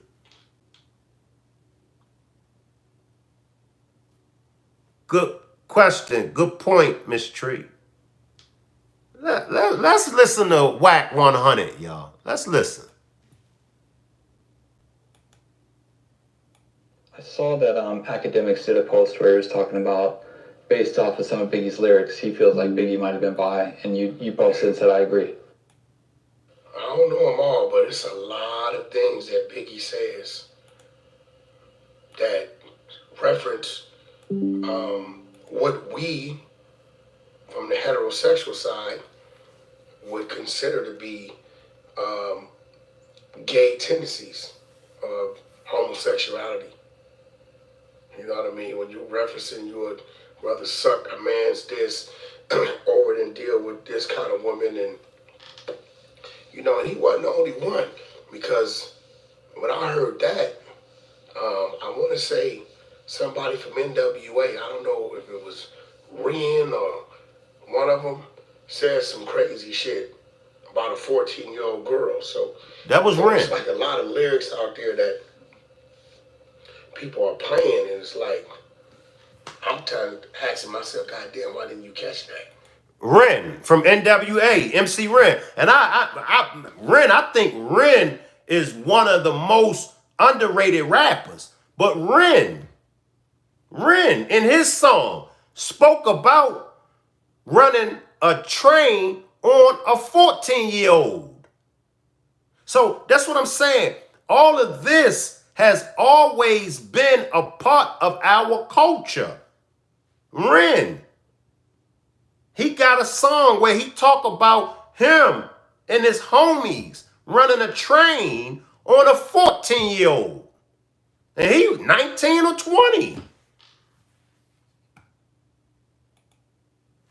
So, but I mean, the lyrics are the lyrics. Yeah. So, you know, you hear them. There's no, oh, he meant this. You know, when you say you're going to suck another man's, right, that means just what the fuck it means. Yeah.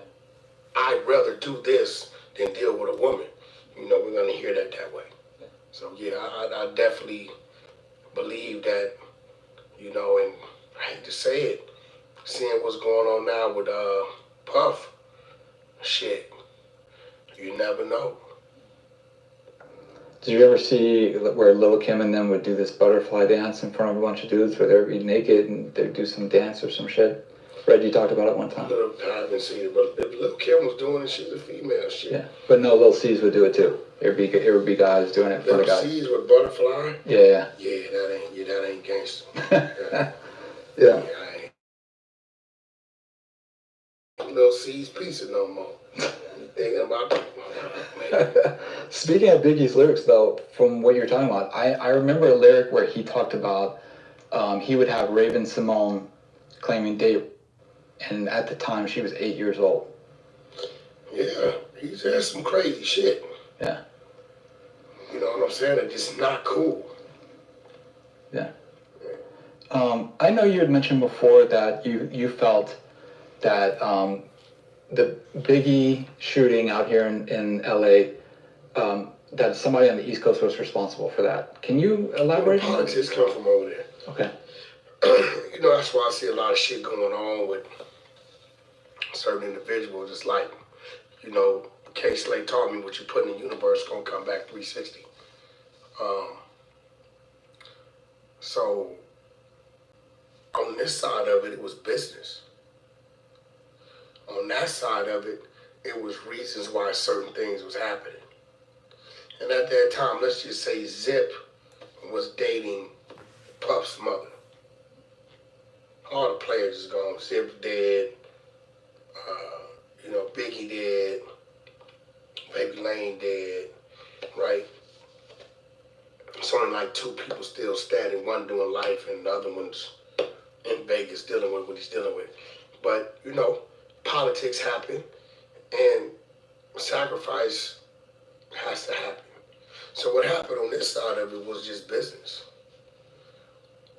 Without the politic, the business would have never happened. One is the gun, one is knowing when to pull the trigger. Right? So without the politics going on over there on the East Coast, the business would have never been conducted on the West Coast. And I've always said, allegedly, when it comes to Biggie losing his life, I've always said the hit came from the East Coast. The orders, whoever put that play in motion, it came from the East Coast. It just so happened to happen out on the West Coast. Because perfect timing. We gonna have it set up to make it seem like Suge. And this is why I always say, and y'all seeing now as it play out, yes, Suge was guilty of some things. But we see who the monster really was. Because regardless of what Suge was involved in, no sexual allegations, no SAs, no Rs, no underage minors. 30 years later, none of those allegations came out against Suge. However, look at all of the allegations that came out on P. Diddy. See, it was easy to use Suge as the scapegoat. Pac just got hit up. Pac just lost his life. So it was easy to have Suge as the fall guy. That was a no-brainer. Biggie's mother even said it.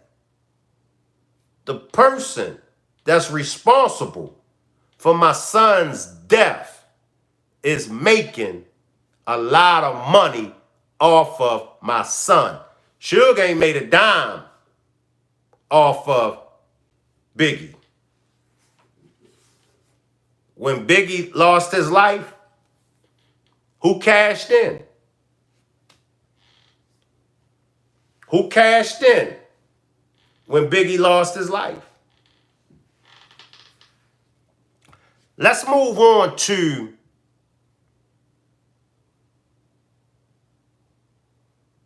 and I worded it wrong. It's not G Depp that talks about it. It's actually Shyne. It's Shyne that talks about the 1990 Pow Pow at the club, not G Depp. Let's listen to what Shyne has to say. Protege is speaking out about an infamous nightclub shooting involving him and the now embattled mega producer that landed him in prison for nearly a decade. Former rapper turned politician Moses Jamal Brown, better known as Shyne, is coming forward again to maintain his innocence, saying he's 100% the fall guy for the infamous 1999 New York City club shooting involving him, Diddy, Diddy's then girlfriend Jennifer Lopez, and Diddy's bodyguard, Anthony Wolf Jones. All four, including Jennifer Lopez, were arrested following the shooting that wounded 3 bystanders. You had Jennifer Lopez, P. Diddy. You had Kim Porter. You know, you had Cassie. That's enough for me. You get where I'm coming from. But once again, and maybe I need to stop comparing everybody to me. Because obviously everybody is not like me. But you had Jennifer Lopez. Lopez was not charged in the case and released from custody after a little more than 12 hours. However, Diddy, Anthony Wolf Jones, and Shyne were charged and taken to trial in 2001. The shooting took place in December of '99 when Diddy, Lopez, Jones, and then 21-year-old Shyne went to the Times Square area nightclub. While attending, an argument reportedly broke out between Diddy and a man named Matthew Allen, who goes by Scar. According to former NYPD detective Derek Parker, who worked on the case, Diddy was throwing money around and acting like a big shot, and Scar felt disrespected by Diddy's antics. Parker. So that's what the Pow Pow was about. See, I be wanting to know the details of stuff like that. Well, why was they beefing? Why did this happen? Like I said, for so many years, we've been taught that the devil got kicked out of heaven, but they never gave us the reason why. So I want to know what happened. So it allegedly P. Diddy was in the club making it rain. My man Star felt offended. My man Star ain't like that. So that's what that incident was about. But there's more. Said words were exchanged between the two, and then bullets began to fly. One of the bullets hit Natanya Rubin, who was one of the 3 people shot during the altercation. She has maintained it was Diddy who shot her in the face on that night. She has since renewed those claims in recent weeks, since the hip-hop mogul has been swimming in legal hot water since facing several sexual misconduct lawsuits. During an interview with News Nation, Rubin said she was facing Diddy and his crew when they pulled out the guns and saw Diddy shoot her in the nose. Rubin's statement seemingly struck a chord with Shyne. During a press conference in Belize, where Shyne is now the elected leader of the opposition in the Belize House of Representatives, he told reporters, quote, "It opens wounds when you hear the victim saying that it was Diddy that shot her. That was what was most remarkable." After the shooting, Diddy, who was going by Puffy at the time, along with Lopez and his bodyguard, fled the club, later taking police on a chase as Diddy's driver blew through several red lights. They were eventually pulled over. When police searched the vehicle, they found a stolen 9mm handgun in the trunk. Diddy, Lopez, and Jones were all arrested, but Lopez was released after 14 hours in custody. However, Diddy, Jones, and Shyne would all go to trial. Prosecutors would say that Scar, Diddy, and Shyne all drew guns, and that Shyne shot 3 times into a packed nightclub. Witnesses testified Scar started the argument with Diddy and testified Scar threatened to kill Shyne. Shyne maintained he was acting in self-defense. Though Shyne was acquitted of attempted murder, he was convicted on charges including assault, reckless endangerment, and criminal possession of an illegal weapon. However, Shyne's then mentor Diddy and Diddy's bodyguard were acquitted on all charges. Shyne would serve a 9-year bid out of his 10-year sentence. During last week's press conference where Shyne spoke to reporters, he He said Rubin's statements were triggered by a lawsuit from a producer on the Love album who was making accusations, and in those accusations, he said that the gentleman confessed to the shooting, and that's what stands out to him most. That producer Shyne seemingly is making reference to is Rodney Jones, aka Lil Rod. Jones is suing Diddy on accusations of sexual harassment, assault, sex trafficking, among other allegations. In Jones' suit, he claims Diddy openly bragged about committing the shooting and bribing witnesses and jurors to ensure he's acquitted. Jones also alleged Diddy bragged about using Jennifer Lopez to smuggle the gun into the nightclub, and J-Lo passed Diddy the gun after he got into the altercation with another individual, according to court documents. During the press conference, Shyne said he did his best to put the tragic shooting behind him, but says it opens the wounds again because he's been saying that all along. Shyne said everyone knew all along that he was the fall guy for the shooting. So at the time, I've watched a lot of interviews, and I think he mentioned that at the time, Puffy was a $100 million man. They had a joint trial. They had separate attorneys. I think Puffy had, I think it was Attorney Bronfman and Johnny Cochran, and they were about setting Puffy free. And I think I've seen an interview before where he said that, they really didn't care about him. They kind of made him the bad guy. I can't say that I blame Puffy's attorneys. They're trying to set him free. That's their client. And zealous advocacy is what it's all about. And this happens a lot of times, believe it or not. Now, for years, the public was under the impression that Shyne is the one that fired the firearm in the club. Even though myself and a lot of other people knew that Shyne took Puffy's charge, but for the average person, believed that Shyne is the one that actually did the pow. But the victim, Natanya Rubin, she said that she saw them pull out their firearms, and she said she saw P. Diddy pow her. But this is a lesson for all of us to learn that everybody in jail is not guilty. Everybody in prison is not guilty, believe it or not. I know some folks that's locked up right now that's doing life, and it ain't even their body. They in there on somebody else's body.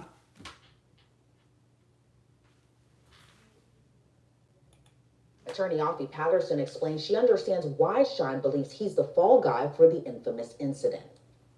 Don't use pay-per-click or SEO to rank on Google. Your easiest path to least resistance to get on the first page of Google. He said he's maintained that he shot the person who was aiming a gun at him, who was threatening his life. And he's also said that, he actually knew the guy. I think his name was Michael Allen, nicknamed Scar. People knew him on the street. And when you make threats like the ones that he was facing, he knew that the guy wasn't playing. He carried those out. So he said that he was defending himself. And another thing that I want to say for everybody that's in that life, also let this be a lesson, because the homie, the big homie, or the homie that you might take their charge for, look how P. Diddy done Shyne. Shyne said P. Diddy, out of the whole 9 years, he said P. Diddy didn't visit him not once. You took this man's charge for him, and he couldn't get not one visit. This is a learning lesson. So y'all got to be careful with who y'all out there doing dirt with. Let this be a lesson. They will leave you in jail to rot. And I think he's always maintained that he never shot the, 3 victims? He's always said that. So if he says he's the fall guy, I understand why he would say that. Shyne says his political enemies and detractors try to make him into a criminal, but everyone knew that he was the young kid who took the fall. He said everyone knew that was the story and that he maintained his innocence the whole time, adding that during the shooting he defended himself. Shyne didn't directly point the finger at Diddy being the shooter, saying he didn't want to get into who did what, but said the victim is telling you who did what and says there were other witnesses. Shyne said he didn't shoot anyone and there were other guns. Echoing what Natanya Rubin said, Shyne explained that bullet fragments were never removed, so there was never forensic testing to say who it was. He said the victims are vindicating him, but added he's trying to move on and not relive the incident and his subsequent conviction. Shyne told the reporters he's appreciative of whatever contributions Diddy has made to help the people of Belize. He said he wished him well and will pray for him and the alleged victims. He added if it's true, may justice be served. But if it's not, it's a tragedy because a global icon would be destroyed. This isn't the first time Shyne has spoken out on the nightclub shooting.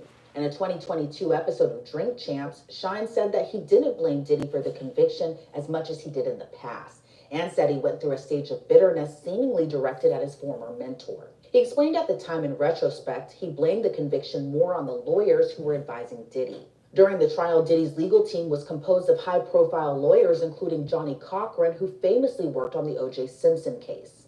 Shyne added Diddy's lawyers were there to secure a not guilty verdict by any means. During Shyne's trial, Diddy's high-profile lawyers did not work on his then-protege's case.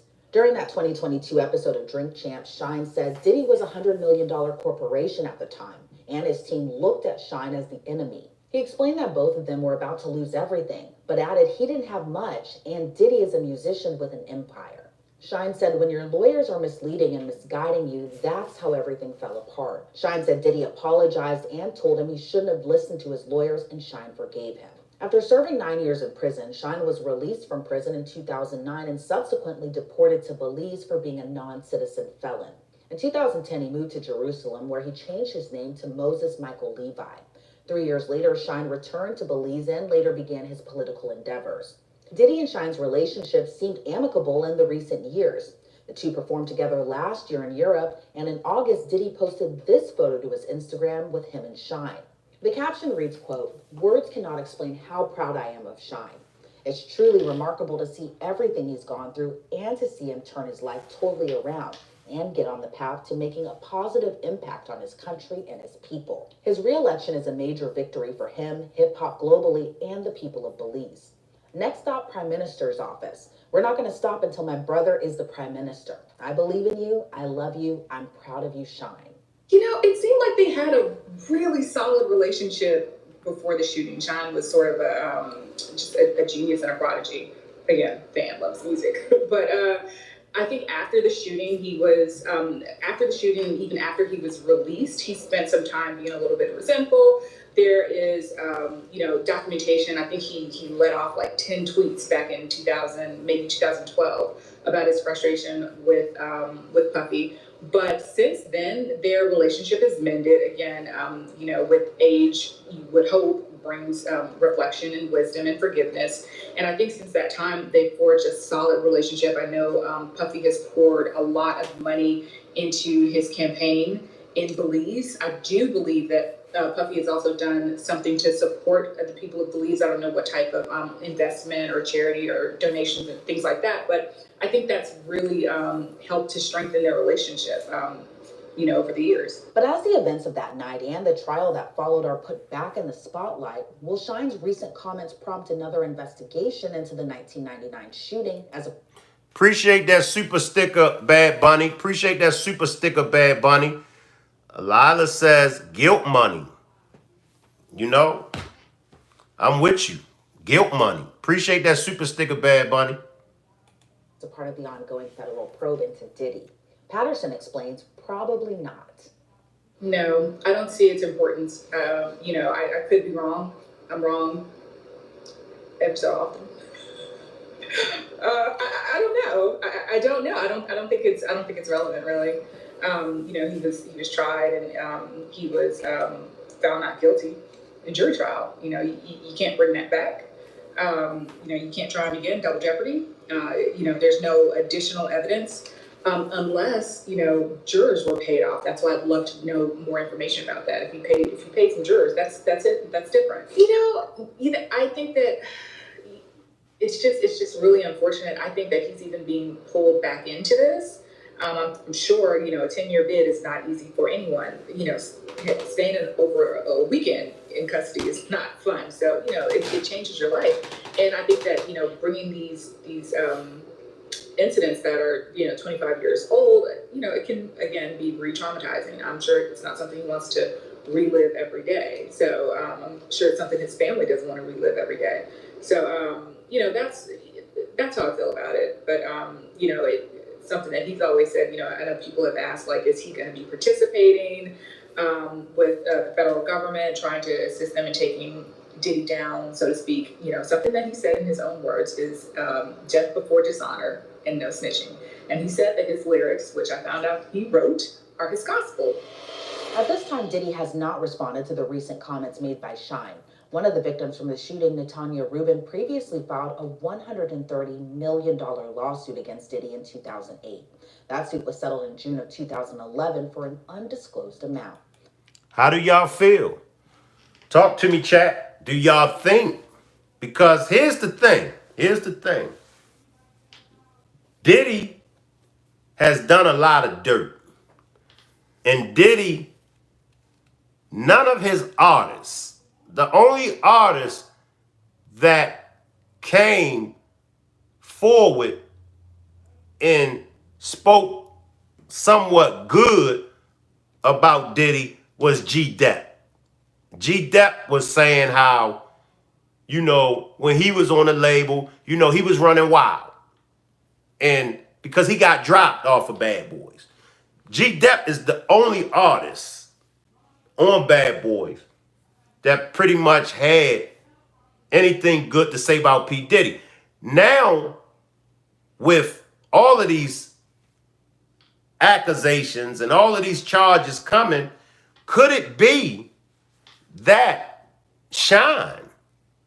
Could it be that the government might seek out Shyne to be a witness against P. Diddy? Because the domino effect is definitely here. It's a domino effect. How long will it take? They got R. Kelly. They got Bill Cosby. They even got Jeffrey Epstein. How long will it take for allegedly P. Diddy to be in handcuffs? Is it coming? Is it coming? Once again, Wendy Williams, Jaguar Wright, Gene Deal, Orlando Brown, and others have been calling P. Diddy's name for the longest time. Mel says waiting on 112, Danity Kane, day 26, total, etc., etc. Isla says, I don't know. I think he's still protected. Drop a 1 if y'all think P. Diddy is still protected. Because according to Suge Knight said the raid on P. Diddy's homes wasn't necessarily about P. Diddy, but the raids was about who is on that footage, who is on the actual footage. Allegedly, it's some high-ranking people, high-ranking officials that's on them tapes.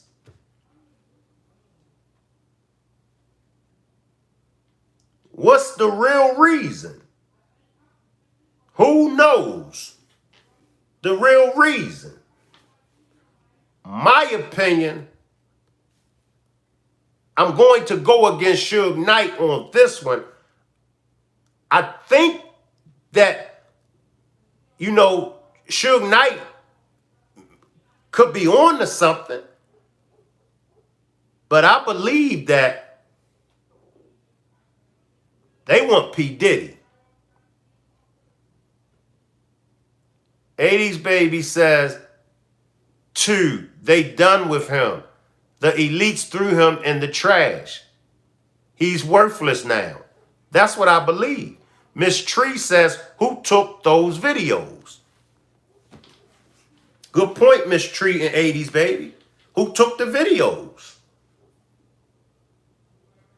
80s baby said they through with him. Because once again, P. Diddy, because a lot of the endorsements and the brands that dropped him, those were deals for him. Like the elites in them, they mainly cash cow coming from P. Diddy was through Bad Boys. That's their cash cow. And as I stated before, Bad Boys wasn't selling no records no more. Bad Boys wasn't getting no money off of they artists. That's why he was willing to give the Locks they publishing back. He was like, here, y'all can have the publishing, because the publishing wasn't worth nothing. I mean, when the last time you all heard the Locks music on the radio? People don't even really listen to the radio too tough like that because of social media. Like when these artists, when they drop their music, they drop their music where at? DistroKid, Apple, they basically drop their music on social media. The game changed. Nobody ain't buying no CDs. Damn sure ain't buying no cassette tapes. But in the 90s, remember, CDs was selling. Y'all remember them CDs? Some CDs was selling for $29.99, $24.99. So CDs was selling back in the 90s. CD sales,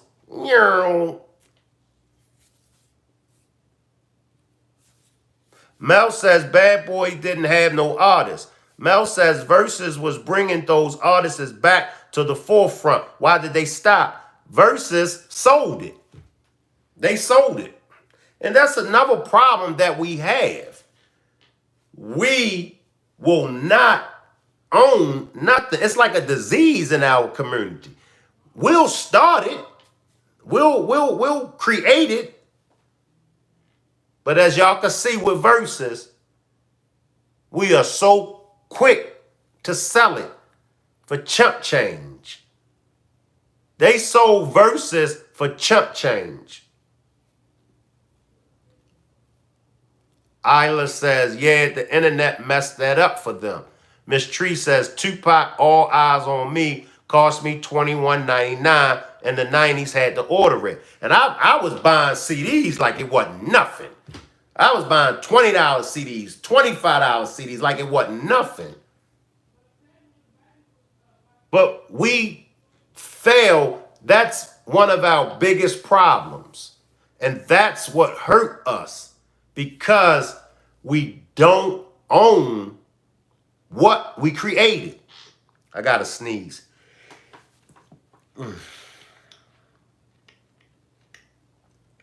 Do y'all realize we created hip hop? We don't own nothing in hip hop.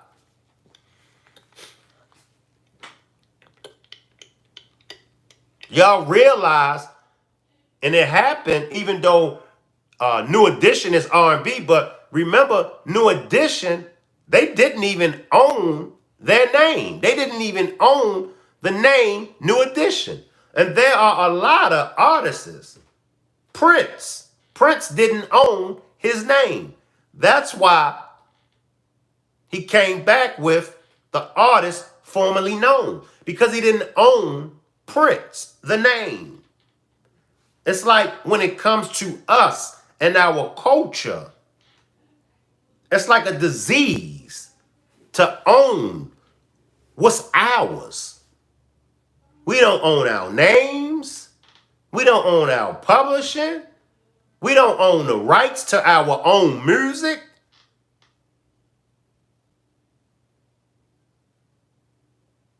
So who can we be mad at?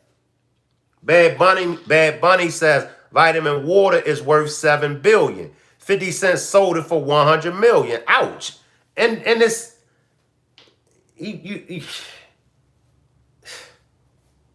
but you see where I'm coming from, Bad Bunny and everybody else. We famous for creating something. We will create something out of nothing. That's one thing about us.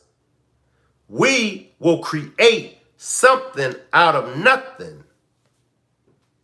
But then we turn around and sell it for chump change. Vitamin water is worth $7 billion. 50 sold it for $100 million. Mel says many of the younger generations are now into the older music because these newer artists don't have good music. Look at New Edition. They have a whole new fan base. It's just like a new group. Facts. Mel says we have always been the creators. But we fail ownership. Now, I remember it was a time when we owned the stores in our communities. I remember black-owned businesses in our community. And I'm sure y'all that's older than me can remember as well. I remember Black Wall Street just didn't exist in Oklahoma. Black Wall Street was all over. But today, we fail to own. I think it was, what was it? The 50-year hip-hop? Was it 50-year hip-hop? Miss Tree says, Lottie Dottie, Dougie Fresh, I think was my first hip-hop. 50 years of hip-hop. Can we, as the culture, can we be proud of it? What do we have from hip-hop that we own? How is it that outside forces dictate what we listen to in hip-hop? That's deep. That's deep. It's our culture. It's our music. Do y'all realize that hip-hop runs the world? Go to hip-hop in India. Go to hip-hop in Saudi Arabia. Do y'all realize that the Middle Eastern is rapping? Pakistanians, Iraqis, India, they rapping. They sound good. Mel says versus was everything. COVID took out the non-creative races, but versus Club GQ kept this country going. We had viral concerts that were free. Facts. Miss Tree says Jay Dilla was the GOAT. Now watch the Saudi Arabians. Watch the Iraqis. Watch the Indians. Watch. Give it another 10 years. I give it another 10 years. That's where we're going to be getting our hip hop from. And guess what? They're going to be the owners of their music. They're going to be the dictators of their culture. We sell out. And we don't have nobody to blame but ourselves. We, as a culture, are a bunch of sellouts. And this is true. See, we get it twisted. We get it twisted. We really don't know the true meaning of a sellout. We still think that Uncle Tom is a sellout. But that myth has been cleared up for many, many years. Uncle Tom wasn't the sellout. Sambo was the sellout. Mel says Swiss Beats and Alicia Keys dang near live over there, dang near live over there. Yes, yes, yes.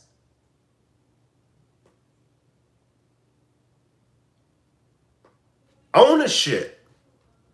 Ownership means everything. Like I said, even to this day, there are still, even the athletes, believe it or not, how many athletes own their names? It probably never dawned on them. It probably never crossed their mind to own their name. Why? Because they were born with that name. And they probably feel like they have the right to that name. But a brand,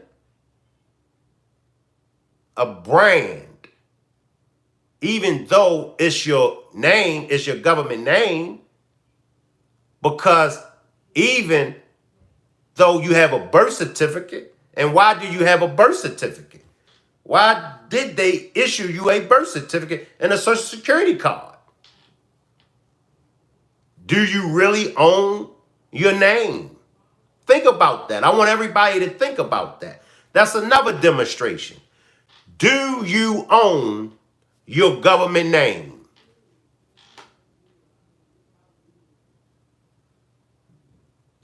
Do Michael Jordan own the rights to Michael Jordan? Stop right there.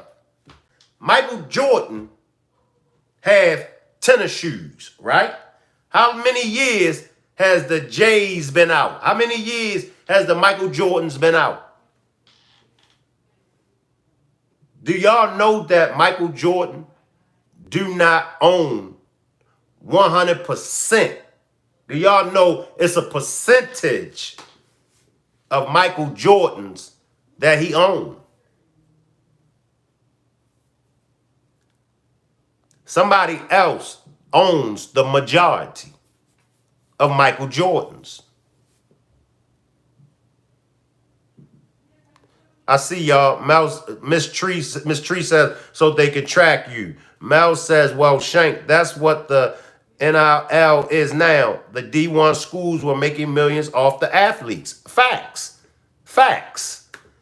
Memphis native salute. Memphis says, this shit been going on since the beginning of time. We created just about everything under the sun. It's like the white man is a scientist and we are the science projects. Willie Lynch syndrome. Facts. That's facts. Isla says they never realized till it was too late. And that's facts. Can we be mad at the white man? We can't. We can't. I tell us all the time. And that's why even to this day, believe it or not, y'all, believe it or not, it's not a black thing no more. It used to be, but it's no longer a black thing. It used to be. It's no longer a white thing. It used to be. But believe it or not, it is an America thing.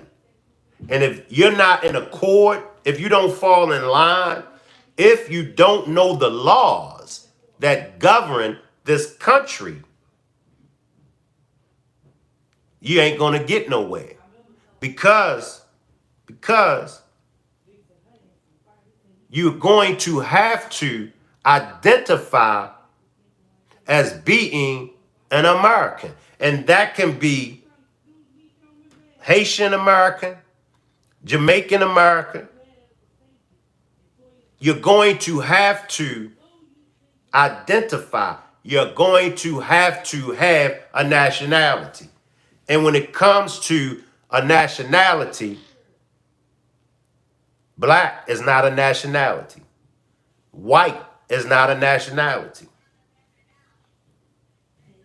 It all boils down to the law. And any judge will tell you in the court of law, ignorance to the law is no excuse. You can't go in the court of law and try to plead your case, but you're ignorant to the laws. The judge will tell you. And when you try to refute it, when you try to clap back and say, well, Your Honor, because notice, the judge always asks you, do you understand? That's why in most cases, probably 9 out of 10 cases, you should not represent yourself, even though you got that right to represent yourself. You should always have some kind of attorney, whether it's a paid attorney or whether it's an attorney that has been appointed to you by the public defender's office.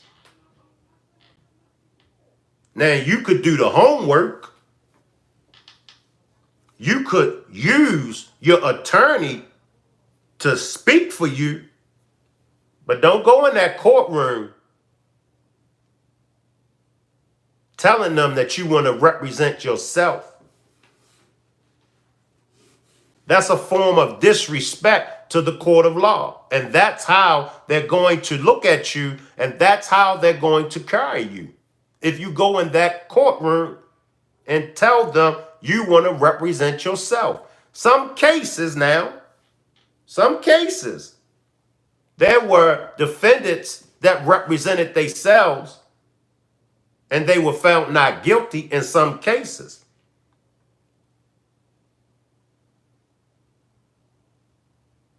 And if you've ever done any time, if you've ever been around any jailhouse lawyers,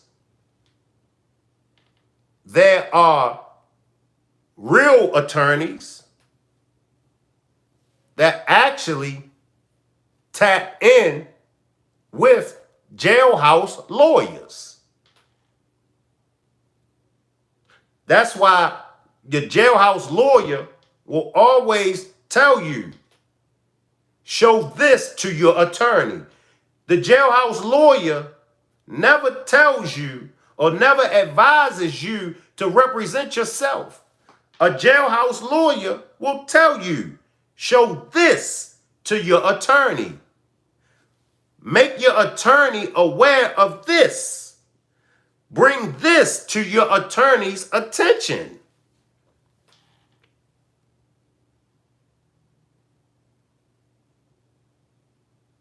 It's all about the law. And it's all about knowing the law. That's where it starts. That's where it stops. That's how we always fall short. We don't know the law. Most of us are ignorant to the law. Most of us could give a damn about the law. Because most of us think that we can get around the law. And for those that don't think that they can get around the law, like Fannie Willis, most of us think that we are above the law. But if we come down to reality and learn the law, because even Jesus said what? Give Caesar what is owed to him. Talking about the law. You got to know the law. Follow the law of the land. But it's when you get out of the law and you don't know the law, you try to get around it, that's when all the problems come. Like when you get pulled over by the police. Never test the authority of a police officer. Whether he's right or wrong, whether you're right or wrong, never test the authority of any police officer. That's what the courts are for. That's what the courts are for. When he writes you the ticket, he gonna tell you,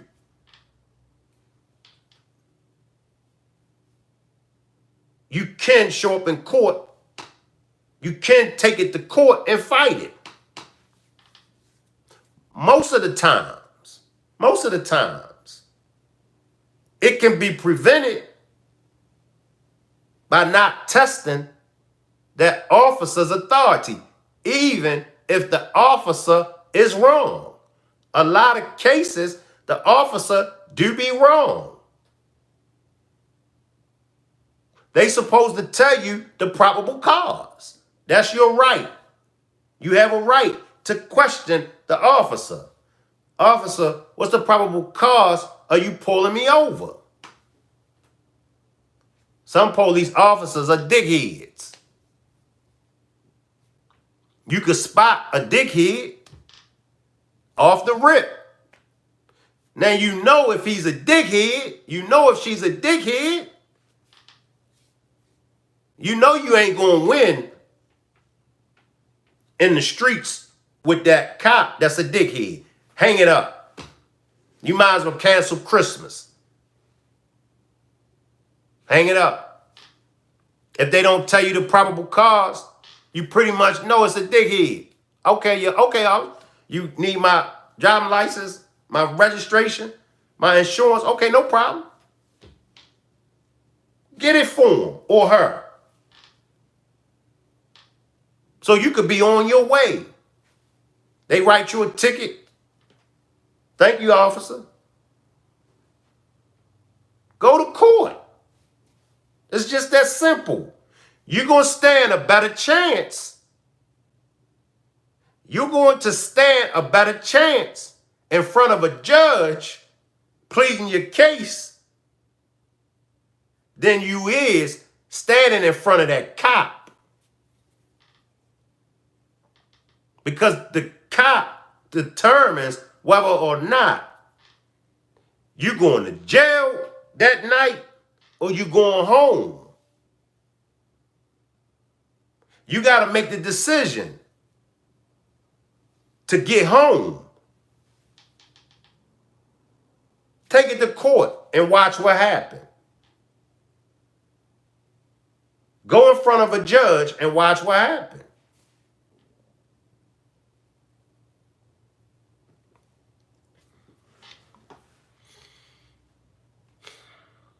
I'm only going to hold y'all a little bit longer.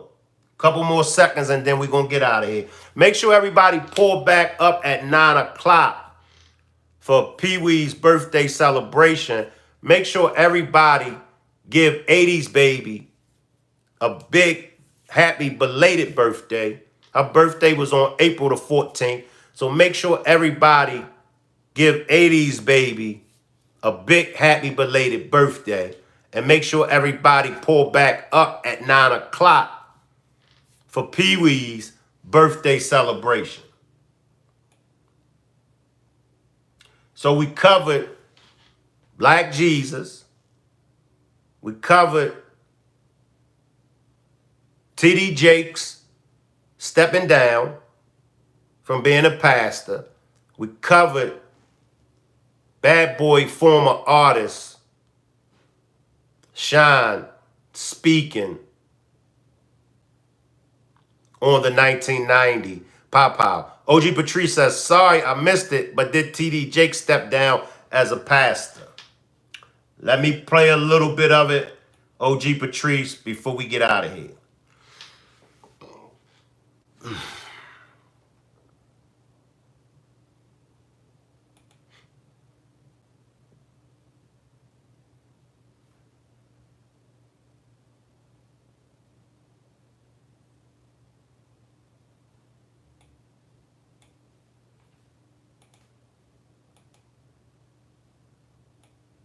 Showing up on the first page of Google might not be the best for everyone.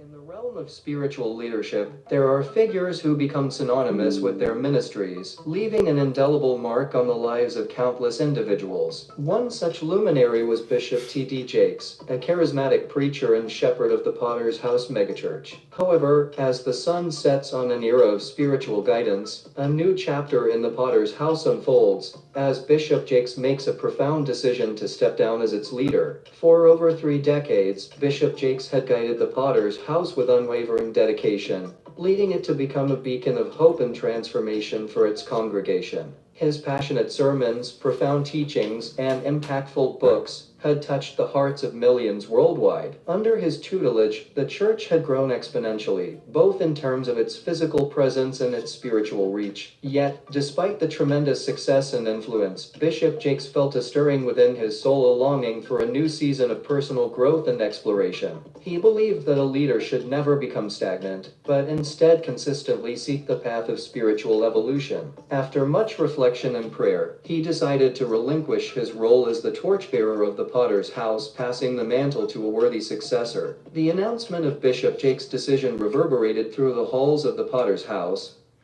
So T.D. Jakes has stepped down as leader of the Potter House. The Potter House is the church in Dallas, Texas, And echoed across the global spiritual community. Congregants and followers were taken aback, their hearts filled with a mixture of gratitude for his profound impact and uncertainty about the future. However, Bishop Jakes calmed their fears with a heartfelt message, assuring them that his departure was not a sign of abandonment, but rather a testament to his faith in the Potter's House's ability to thrive beyond his leadership. As the search for a new leader began, the Potter's House community rallied together, drawing strength from the teachings and values instilled by Bishop Jakes. The process was meticulous and deliberate, seeking someone who embodied the same passion, wisdom, and dedication that had characterized Bishop Jakes' tenure. After a period of intense discernment, a successor emerged, a humble and compassionate individual who possessed a deep spiritual connection and a visionary mindset. In a poignant ceremony, Bishop Jakes formally passed the baton to his chosen successor, imparting his wisdom and blessings upon the new leader. The transition marked the beginning of a new era for the Potter's House, as the congregation seamlessly embraced their new shepherd, ready to embark on a journey of growth and spiritual transformation under the guidance of their new leader. Bishop Jakes, while no longer at the helm, remained an integral part of the Potter's House family. He continued to lend his wisdom, support, and mentorship to the new leader, ensuring a smooth transition and offering guidance whenever needed. His presence was a constant reminder of the foundations upon which the church had been built, and his legacy continued to inspire generations to come. With time, the Potter's House thrived under its new leadership, building upon the profound teachings and principles established by Bishop Jakes. The congregation flourished, expanding its outreach and impact, and the spiritual flame that had been ignited by Bishop Jakes burned brighter than ever. In the annals of spiritual history,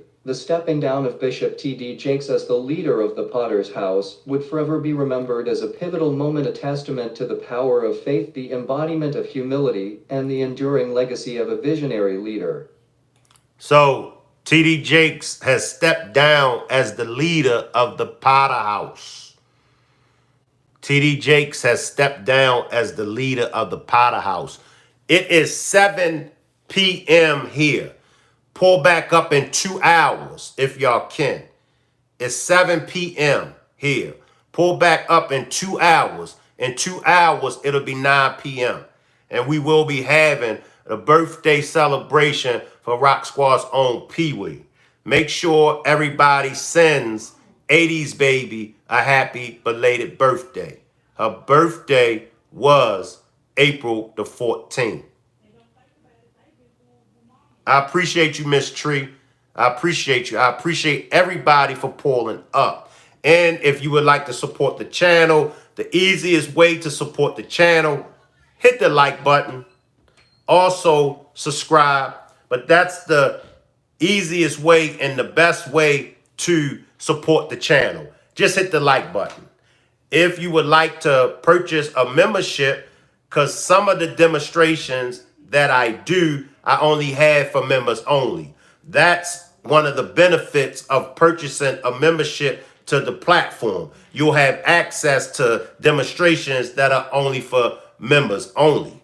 Or you could purchase a super sticker or a super chat. If you have a question that you would like for me to answer, if you have a comment, because I don't get to all my comments, but if you purchase a super chat, you'll be able to say whatever you want to say in that super chat. That's a way that you could support the channel as well. Just purchase a super chat. I answer all super chats and all super stickers. Just click on the $ symbol in the chat and it'll walk you through how to purchase a membership, a super sticker, or a super chat. If you would like to send a cash donation, my cash app is $ERICMCINT. Once again, the easiest way to support the channel is just hit the like button. It's free. I appreciate everybody for pulling up. I'll see y'all back at 9 p.m. If you're not able to pull up for the birthday celebration, I'll see you tomorrow for another demonstration. Salute everybody.